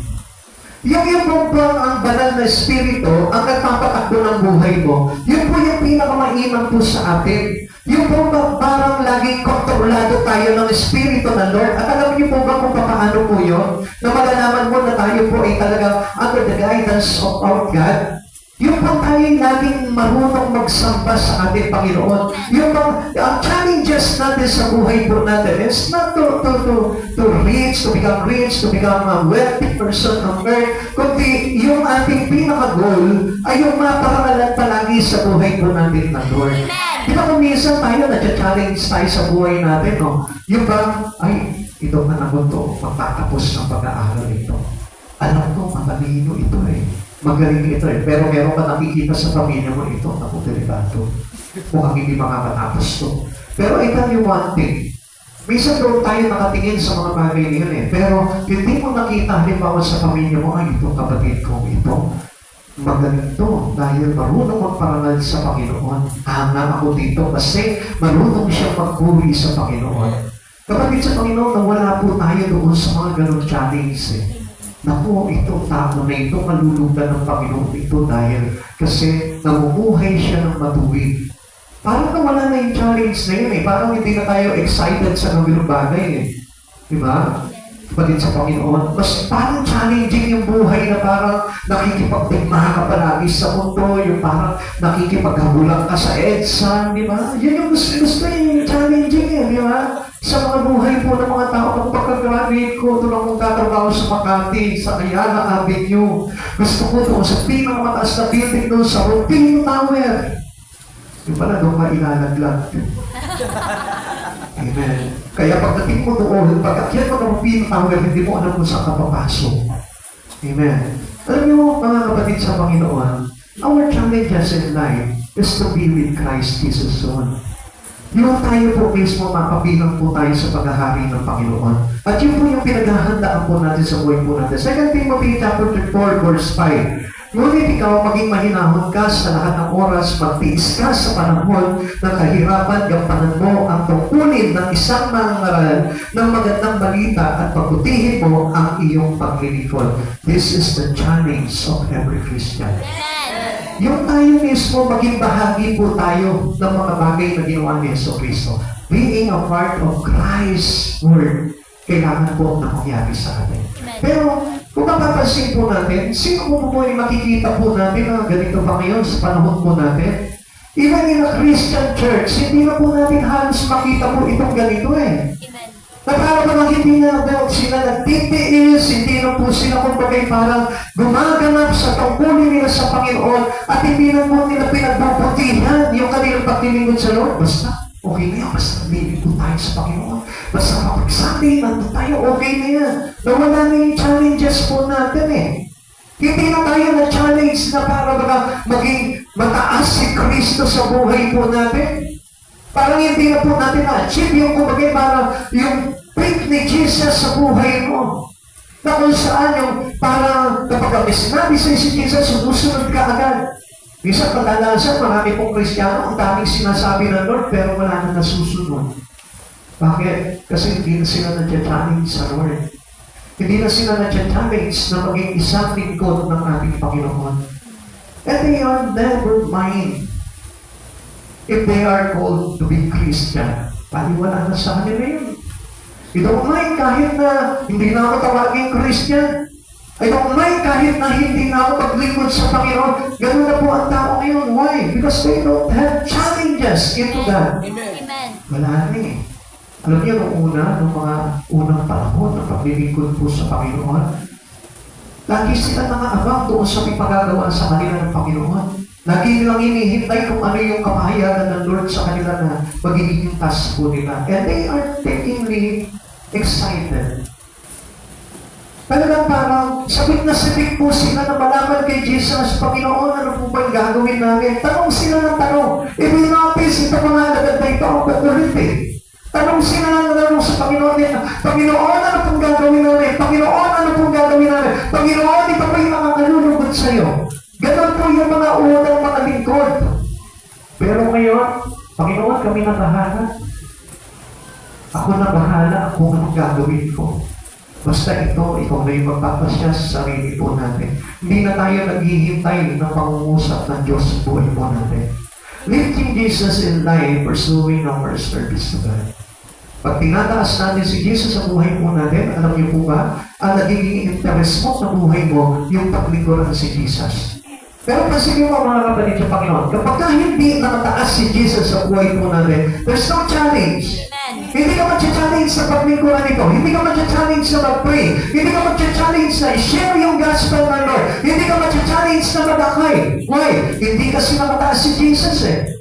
Pero kapag nakataas si Jesus sa buhay po natin, I tell you, lahat ng mga bagay na iuutos sa iyo ng Panginoon, na-challenge ka na gawin itong bagay nito, and you always keep on having an accomplishment to do it. Amen. Lagi mo parang gusto ko, gagawin ko ito, tatapusin ko ito na mainam, gagawin ko ito na maayos, gagawin ko ito na talagang buong pagbubunga sa Panginoon. Because I know, ang nagtuturo sa akin, ang nagtuutos sa akin ay walang iba kundi ang aking Panginoon. Ganun po tayo eh.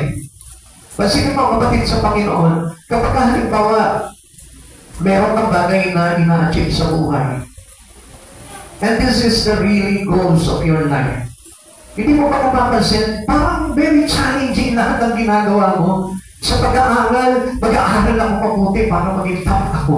Sige, siguro tawagin mo yun. Mag-aaral ka, basa ka ng basa, mag-revisa ka ng mga aral na itinuturo ni teacher mo, and then mag-re-review ka kapag exam, and then talagang magpo-focus ka talaga. Kaya nga ang sabi po nila, dibdiban talaga eh. Di ba?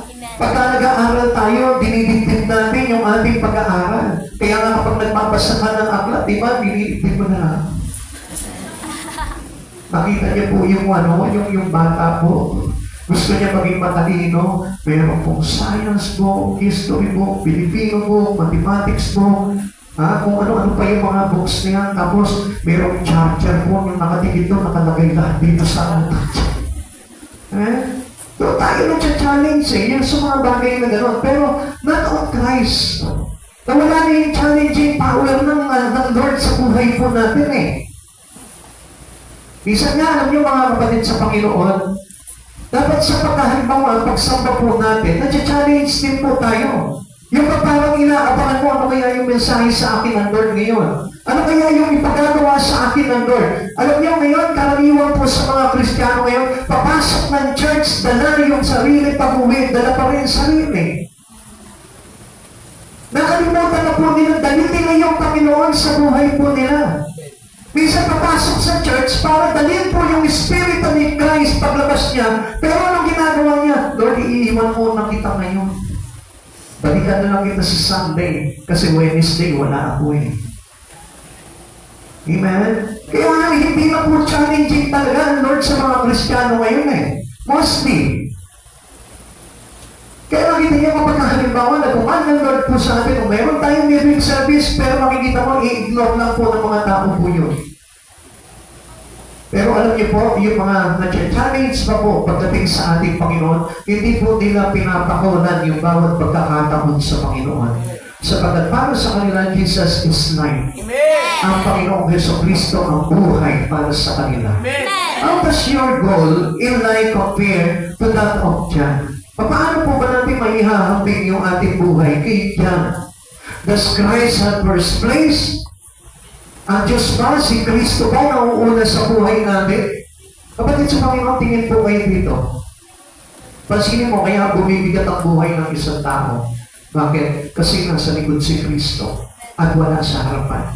Pero kapag nasa harapan si Kristo, lahat ng mga sasalubong natin on our way, hahawiin ni Christ yan basta makakapagpabigat sa iyan. Kaya hindi na po blessing yung dumarating po sa mga Kristiyano po ngayon eh. Ano na po? Problema, pagsubok, kabigatan, sakit ng ulo, sakit karamdaman. Bakit po nagkakaganon? Kasi nasa likod na si Jesus.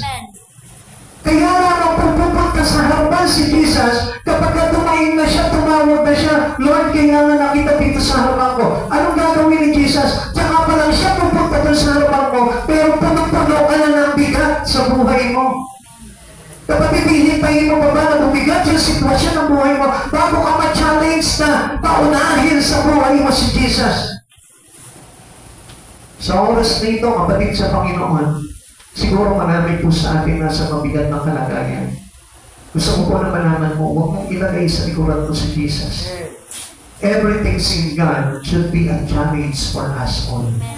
Dapat tayo po lahat na-challenge tayo. Very excited ka palagi kung ano yung bagay na pinagagawa sa iyo ng Lord. Kaya kapatid sa Panginoon, na nag-be-hypocrite pagdating sa Lord. Hindi tayo po pwedeng magpaimbabaw lamang sa Panginoon na nagsisimba tayo pero hindi natin ginagawa at sinusunod yung gustuhin ng Panginoon na mangyari sa buhay natin. Lagi natin tandaan, our purpose in life is to live Christ Jesus in you. Yung maita sa buhay mo si Kristo sa buhay mo. At walang tao sa buong mundo na hindi si Jesus ang maitataas. At kapag hindi nangyari yung bagay na yun, gusto ko na malaman mo yung bigat ng buhay, yung bigat ng mundong ito, papasalin mo talaga sa buhay mo. Amen. Because your dedications to Jesus increase every day. Ikaw, nag-i-increase pa ba yung mga bagay na dinanasa mo pagdating sa Panginoon? O baka naman pabawas na, pabulusok na, kapatid sa Panginoon, make a desire na mapag-inutoran mo ang Diyos palagi sa buhay. Make a desire na lalo kang lumago sa Panginoon. Make a desire na sumigla yung Espiritu ng Panginoon. Make a desire na laging napaparangalan sa buhay mo ang Panginoon. Ito kahit na mahirap, i-design mo pa rin na mapaglingkuran sa buhay mo ang Panginoon.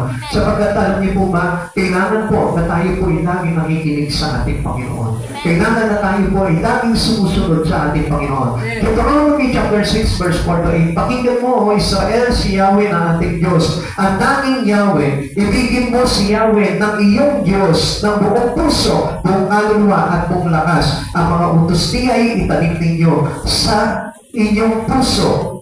Ituro ninyo ito sa inyong mga anak, pag-aralan ninyo ito sa inyong tahanan, sa inyong paglalakbay, sa inyong pagtulog sa gabi at sa inyong pagbangon sa umaga. Ipulukot ninyo ito sa inyong mga kamay bilang tanda, itali sa inyong noo. So, ibig sabihin po dito, our challenges in life is being with Christ daily. Amen. Daily. Not on Sunday, not on Wednesday, but daily. Amen. Kaya nga sabi niya dito, ipulupot ninyo, itali ninyo, itatak ninyo, para hindi natin makalimutan whatever He commands to us.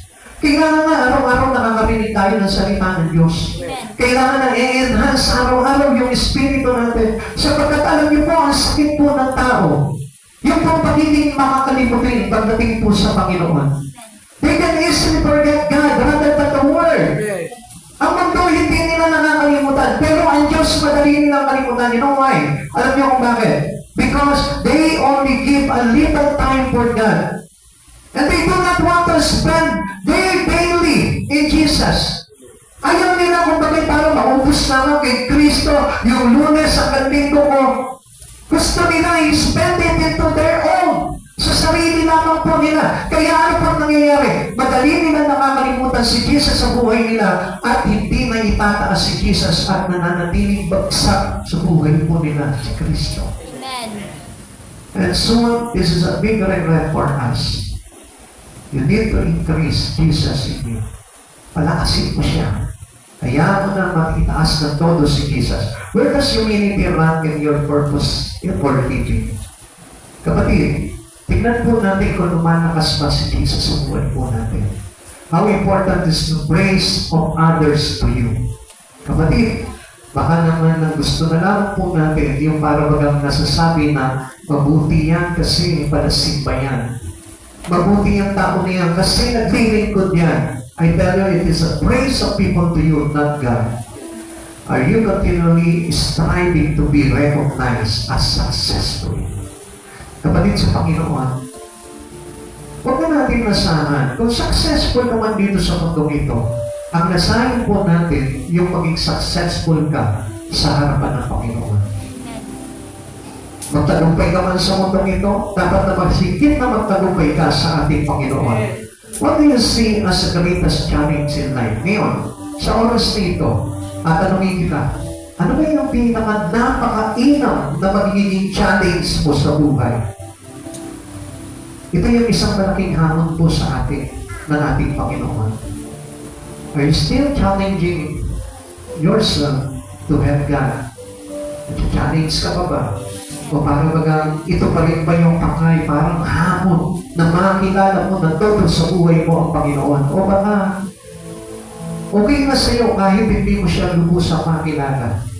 Okay na sa'yo basta mayroong kang involvement into your church. O baka naman nasa batang ka na kahit paminsan-minsan nakakarinig ka ng salita ng Diyos. Hindi po ito yung kailangan natin. What should be our need, important needs in our spirit, is to be successful with God and not by the word. Amen. Wala mahalaga kahit na maging successful ka sa mundo. Ang mahalaga yung successful ka kay Lord. Amen. Na para pagdating ng araw, you will be with Him in His kingdom. Amen. What heavenly rewards will you be given for your purpose in living? Sa palagay mo ba, yung reward na ito, nato sa langit o dito lamang? Kapatid, makinig ka sa oras na ito. Ano ba yung tatanggapin mo reward ngayon sa oras na ito? Doon ka kaya magkaroon ng reward o dito lamang sa mundong ito? Dito ka kaya magkaroon ng maraming achievements o doon sa kalangitan? Now, challenge your life. Before it's too late, ngayon pa lamang ma-challenge ka na kay Jesus. I-challenge mo yung buhay mo. Kapatid sa Panginoon, alam niyo, kaya mahirap ang buhay because wala tayo doon sa tama. Ito na our proper attitude to God. At alam niyo, kapag tayo po'y nais tama na ng ating Panginoon, magiging magaan lamang po ang lahat. Kahit simple lamang po ang buhay, basta na itataas mo si Kristo sa buhay mo, gusto ko na malaman po ninyo, hindi magiging mahirap ang buhay. Mahirap ang buhay kung wala si Kristo. Mahirap ang buhay kung hindi nasusunod si Kristo sa buhay mo natin. Bakit? Because we oppose and we are against the time. Hindi tayo pwede sumalawat sa ating Panginoon, kundi kailangan umayon lang po tayo sa agos ng ating Panginoon. At kapag sumalawat po tayo doon, ang bigat po talaga ng pagsalungat sa ating Panginoon. Sino po dito yung naranasan ng lumangoy sa pasalungat sa rumaragas ang tubig? Halos hindi ka makaalis. Alos hindi ka makalamoy at tinatangi ka pa pabalik ulit. Ganun po ang kalagayan po ng isang taong salungat sa Panginoon. At hindi po tayo pwede po talaga na sumalungat sa Panginoon. That's why, kailangan po talaga tayo na manatili po tayo nag-worship, nagpapakumbaba, at patuloy tayo na-challenge sa buhay po natin na nakaugnay kay Kristo. Sa oras po na ito, inanyayahan ko po kayo na tumayo. Ulitin ko po sa inyo mga kapatid sa Panginoon. Kaya umibigat ang buhay ng isang Kristiyano, it is because we are opposing the tides to Christ Jesus. We are contradicted to the flow that is given to us by the Spirit of God. Kaya kung nagkaroon tayo ng problema, kaya hindi tayo kumbagay para makaahon sa mga problema ng buhay, ay dahil pasalungan po tayo kay Kristo. Umayon tayo kay Kristo at sumalungan tayo sa mundong ito. Makikita nyo, easily makaka-recover tayo. Easily gagaan ang buhay po natin. Because when we come to Christ Jesus, everything was in control of Him. Mahihirapan ka naman ngayon, then you must know Christ Jesus. Be humble to Him. Lalo lang po tayo mahihirapan kapag hindi po tayo umayon sa kalooban ng ating Panginoon. Si Jesus, yung kanyang pagpapatago sa krus ay naging madali lamang sa Kanya. Even though we think that this is a hard thing for Him. But still, alam niyo po ba, naging magaan lamang po kay Jesus itong bagay na ito. Because He committed His life into His Father. Commit your life to God. Commit your life to Jesus. Every works that you've done, commit it to Jesus. Makikita mo, magiging magaan ang buhay. Know how to worship Jesus. Matutunan mo sumamba sa Panginoon. Matutunan mo magpakumbaba. Matutunan mo na magkaroon ka ng sigla.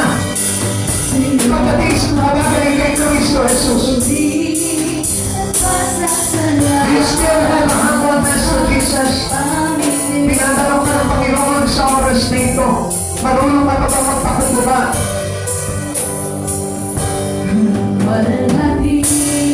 Tingnan mo ang sarili mo ngayon, kapatid sa Panginoon.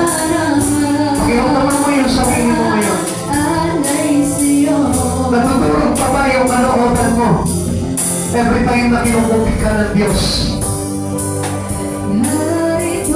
Pero kapag ibang pagsisisi, every time na nakagagawa ka ng pagkakasala, naiisip mo ba ang Diyos sa kabila ng mga pagsubok na pinagkakahanan mo? Kapatid ko minsan, tinatapik na tayo ng Panginoon dahil nagkukulang na tayo sa Kanya. Kung bakit may kasuluhan, karamdaman, kung bakit may kawalan, that is because nagkukulang na tayo sa Diyos. Hindi na natin siya na itataas sa buhay namin. Wala na tayong magpapakumbaba sa harapan ng Panginoon. At hindi na tayo nagkakaroon ng kagalakan na paglikuran ng Diyos sa buhay na ito. Kapatid sa oras na ito, bakit hindi ka magsisi? Bakit hindi mo ihingi ng tawad? Kung ano man yung mapataas na nagawa mo sa Kanya. Kung ano man yung mga pagmamalaki na nagagawa mo sa ating Panginoon. Alam mo, kapatid sa Panginoon, hindi ikaw yan eh. Naniniwala ko why you are here today. Because you belong to Jesus. Naniniwala ko na ikaw ay para kay Jesucristo. Kung bakit bumabalik-balik ka sa lugar na ito, hindi para masabi na Kristiyano ka, kundi para masabi na ikaw ay totoo kay Jesucristo. Jesus, express your sympathizing feeling with Him. Your sympathizing love for Jesus.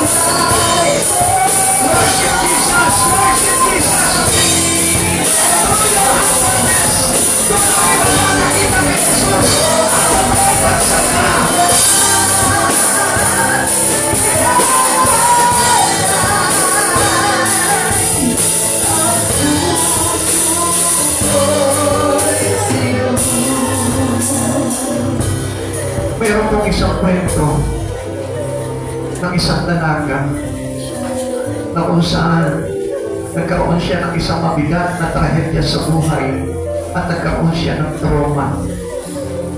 At doon sa kanyang pagiging traumatic at sa traumatic experience na naranasan niya, nawala siya sa kanyang katinuan, nawala siya sa kanyang sarili. Ito palang dalaga na ito, bago nangyari sa kanya yung bagay na yun, he once served God. Nakapaglikod na siya sa Panginoon. At isang awit yung tumatak sa puso niya na kahit na po siya ay nawala sa sarili niya, na nagpagkala-gala lamang sa iba't ibang kalsada. Siya ay tuwang-tuwa, umaawit ng papuri sa Panginoon. Pinagtatawanan siya, tinatawag siyang baliw, sapagkat nawala po talaga siya sa kanyang sarili, nawala siya sa kanyang katinuan, because he was being traumatized.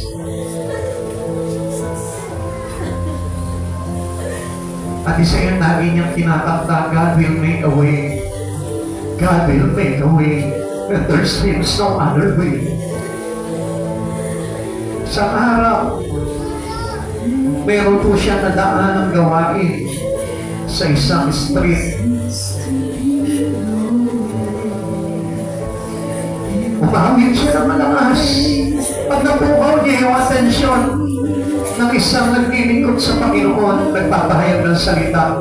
Habang inaamit niya ito ng malakas doon sa harapan ng gawain na iyon, God will do miracles in her. Nagkaroon po ng himala ng Diyos sa buhay niya. I-restore ng Diyos yung kanyang isipan. I-restore ng Diyos yung kanyang pag-iisip. I-restore ng Diyos yung kanyang puso. Because of this song. Because of this worship song. At bigla po siya lumuhod doon sa harapan at nag-iiyak. At alam niyo po ba, doon na nambalik ang lahat ng natinuan niya. Doon na nambalik yung kanyang pagkatao. And he realized the love of Jesus into him, na hindi siya pinabayaan ang kailangan ng Panginoon. At sa kanyang kalagayan, hindi siya napahanap na kahit kaalat-kalat siya doon sa kalsada, natutulog ng gabi sa lansangan. Pero still, yung pag-iingat ng Panginoon, he proclaimed it in her. Ipinahayag niya na buong puso, ibinatan ako ng Panginoon, na kahit wala ako sa katinuan, ibinatan ako ng Diyos. God will make a way in my life. God will make a way. Hallelujah. Tandaan mo, sa buhay ng tao, kapag patuloy mong itinataas yan sa Kristo sa buhay mo, ano mang kapiguan, ano mang kabigatan, gagawa ang Diyos na lahat para masatuan mo ang tamang direksyon ng Diyos Kristo. Hallelujah, glory to Jesus. Know to have Lord Jesus. You must know how to have Lord Jesus. You must worship God.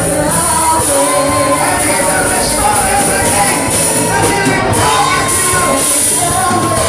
Lord, worship Jesus. Worship God. Somebody worship Jesus Christ. Bring the glory of God.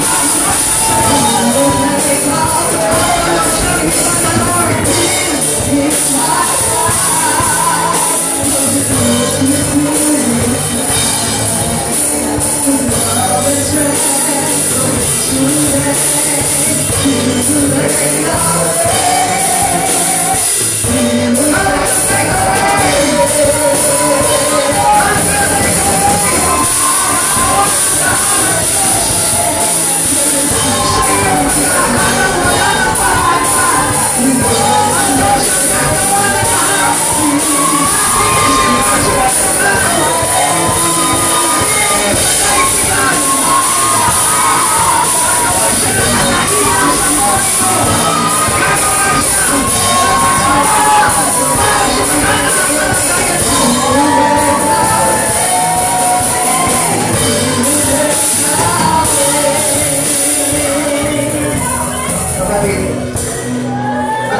oras na ito, may tumutusok sa puso mo. Subukan mo na damahin mo sa oras na ito kung ano yung nandiyan sa puso mo. And I tell you, a single beat to your heart, it is Christ. Pag may nararamdaman ka na parang kakaibang pintig sa puso mo ngayon, si Kristo yan. Kumakatok sa'yo sa oras na ito. Open up the door of your heart. Buksan mo yung pintuan ng puso mo. Makikita mo yung pagbabago sa buhay mo. Jesus will change a person who accepts Him. Jesus will change a person who believes in Him. Come on, open the door of your heart. Open the door of your heart. Papasakin mo si Jesus. And He will teach you to worship. He will teach you to humble. He will teach you to be challenged by God.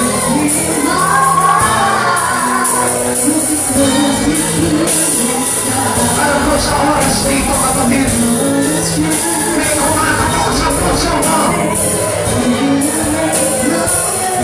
Subukan mo lang. Subukan mo lang. I command you right now. Kapag may nararamdaman ka sa dibdib mo, sa puso mo, subukan mo itikit yung mata mo.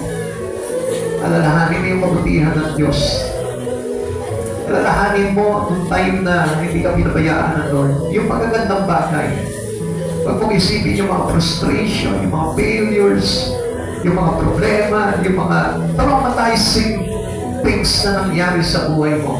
Just close your eyes. Feel the presence of the Holy God. Feel Jesus in you. Makikita mo. Makikita mo. Makikita mo there is changes will happen. There is changes will happen into you. May pagkabago magaganap sa espiritu mo. And this is how the miracle of God will work in you right now. Kapatid, pagod na ba? Hirap ka na ba? Bitawan mo niya. And embrace Jesus in you. Irabi mo si Jesus. Walang Kristiyano na matigas sa puso sa Panginoon. Every Christian, lahat ng mga Kristiyano ay may malambot na puso. Walang Kristiyano na matigas ang kalooban pagdating kay Kristo. Lahat marunong yumuko. Lahat marunong magpakumbaba. Lahat marunong tumanggap at magpuri kay Jesucristo. Lord, if you want to be changed by God right now, gusto mo na mabago ang buhay mo, subukan mo. Subukan mo na. Ino-opera ka sa oras na ito ng Diyos. Sinasabi niya sa iyo, anak, balikan sa akin. Pero mahina. Tamahin mo yung pag-ibig ko, anak. Come on. Just close your eyes. Close your eyes. Bigyan mo lang yung mata mo. Makikita mo si Kristo, makikita mo. Just close your eyes. Come on. Come on. Sabi ng Lord, kung susunod ka sa akin, magpapalain kita. Hallelujah, Jesus. Jesus, open your heart. Unti-unti pinapanatong ng Diyos yung puso mo. And I believe in Christ Jesus. Ang sabi niya, papalitan ko ang matigas ng puso ng malambot na puso. Pagaling mo yung pride mo. Pagaling mo yung pride mo. Diyos ang nagsasabi sa iyo, turuan mo yung sarili mo magpakumbaba. Come on, humble yourself before the Lord and He will lift you up. Humble yourself. Humble yourself. Alam ko na sa oras na ito, ang Diyos ang nagsasabi sa iyo, come on, baba. Ibaba mo yung sarili mo. Baba mo sa kanyang banal na harapan. Come on. Come on. Kapatid, kinakatakbo ka ng Panginoon. Isang araw, makikita mo ang halaga ng Diyos sa buhay mo. Isang araw, ang Diyos din ang hahanapin mo, tatawagin mo. Nagalit ka sa Panginoon. Jesus didn't. It's not deserved. Kung ano yung ginagagalit mo sa Kanya. Tinanggal ka ba, inalisan ka ba ng trabaho? Binraid ka ba yung puso mo? Nakakalimutan mo ba na ang lahat ng ginagawa ni Jesus ay para sa ikabubuti mo? Marahil namatayan ka na mahal sa buhay, hindi mo ba alam na iningatan lang ng Lord yung mahal mo sa buhay na iyo? Dahil ayaw niya na napapahamak pa, mahirapan siya. God has always a perfect reason kung bakit niya ginagawa yung mga bagay na na-experience natin sa buhay natin. And do not be unfair to God. At Diyos na hinandog niya yung buhay niya, namatay siya para sa iyo. And how can you put your blame into Him? Wala tayong karapatan na sisihin ang Diyos sa buhay po natin. Dahil ang Diyos ay mabuti. Ang Diyos ang iniisip niya para sa kabutihan mo. At hindi para mapahamak ka. Nawala ka man ng trabaho. Nag-iirap ka man sa buhay. Nawalan ka ng mga mahal sa buhay. Nawalan ka ng reputasyon. It is because of the purpose of God according to you. Kasi may planong maganda ang Diyos sa buhay mo. At hindi lahat ng hindi ni Jesus sa iyo ay para tanggihan ka, kundi para hindi ka mapahamak at para ingatan ka. Come on, wake up your heart. Just open your heart. Open your mind. Kanya ka kamahal ng Diyos. Kaya ka nga nandito ngayon. Kasi sinasabi ng Lord, anak kita. Anak kita. Kaya ka nandito ngayon. Inaari kang anak ng Diyos. Kaya ka nasa tahanan ng Ama. Because you belong to His children. Hindi ka pala tutuwa. Marahil hindi mo naiintindihan. Kaya nahihirapan ka. Pero I tell you one thing. There is the Holy Spirit will come into you. Darating ang banal na Espiritu sa buhay mo. Kakatagpuin ka niya. At makikita mo isang araw. Ang tagal na palang kumakatok sa puso mo ang Diyos. Ang tagal na palang gusto kang iligtas sa Diyos. Ang tagal na palang gusto ibigay sa iyo yung kaligtasan mo at makitala ang pangalan mo sa aklat ng buhay. Come on, accept. Accept Jesus right now. Mahal ka ng Diyos, mahal ka ng Diyos. Sa akala mo lang nabigo ka, hindi ka nabigo, nagtagumpay ka. Dahil alam ng Diyos kung ano mabuti sa iyo. Akala mo na walang ka, hindi. May nadagdag pa sa iyo. Yung pag-iingat ni Kristo, yung pag-ibig ni Jesucristo, yung kaligtasan. Hallelujah, Jesus. Come on, praise Him and worship Him with full of humbleness. Magpasalamat ka sa Kanya. Kung sino ka ngayon, magpasalamat ka sa Kanya. Kung ano ka ngayon, magpasalamat ka kay Jesus. Magpasalamat ka kay Jesus. Magpasalamat ka kay Jesus. Kung ano ka ngayon, kung sino ka ngayon, kung ano ba yung mga naabot mo ngayon, magpasalamat ka sa Diyos na ito. Sapagkat ang Diyos na ito nagdano ng buhay mo. Para ligtas ka, hindi mapahamak. The plans I have to you is to prosper you and not to harm you and to give you a good in the future. Come on, thank Jesus. Thank Him. Pasalamatan mo siya sa Kristo.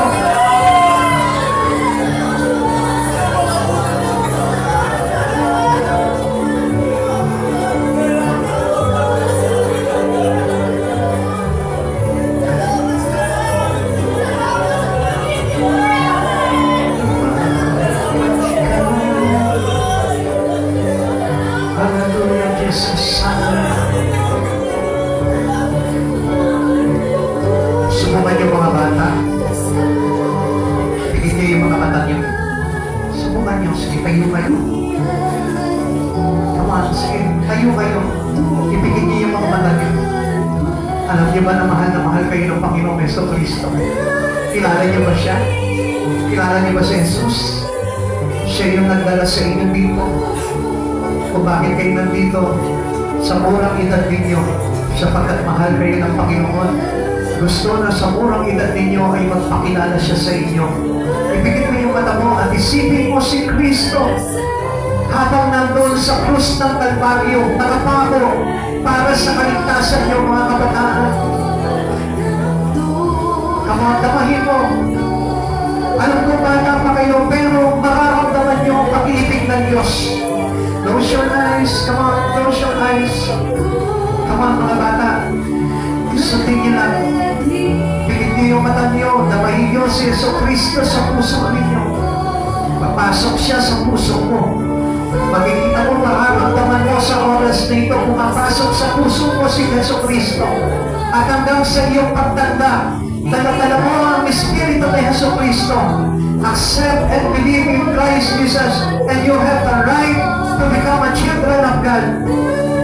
Ang sino mang manalig at tumanggap sa Kanya ay pinagkalooban ng karapatan na maging mga anak ng Diyos. Tanggapin mo siya.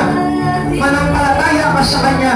At sa oras na ito, ipinipilang ka niya bilang Kanyang anak. Glory to Christ Jesus. Hallelujah. Come on. Let us worship Jesus in our life. Come on. Rise up and worship God. Rise up and worship the Lord. Rise up and worship Jesus. Tayo po lahat ay sumamba sa Panginoon. Hallelujah. Hallelujah, Jesus. Everyone worship God. Everyone worship Jesus.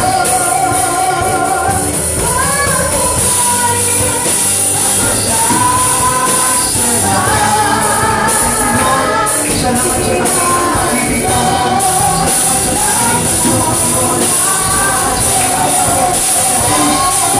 iyo po kami sa Lord. Salamat iyo po kami sa Lord. Salamat po. Salamat iyo po kasiyahan.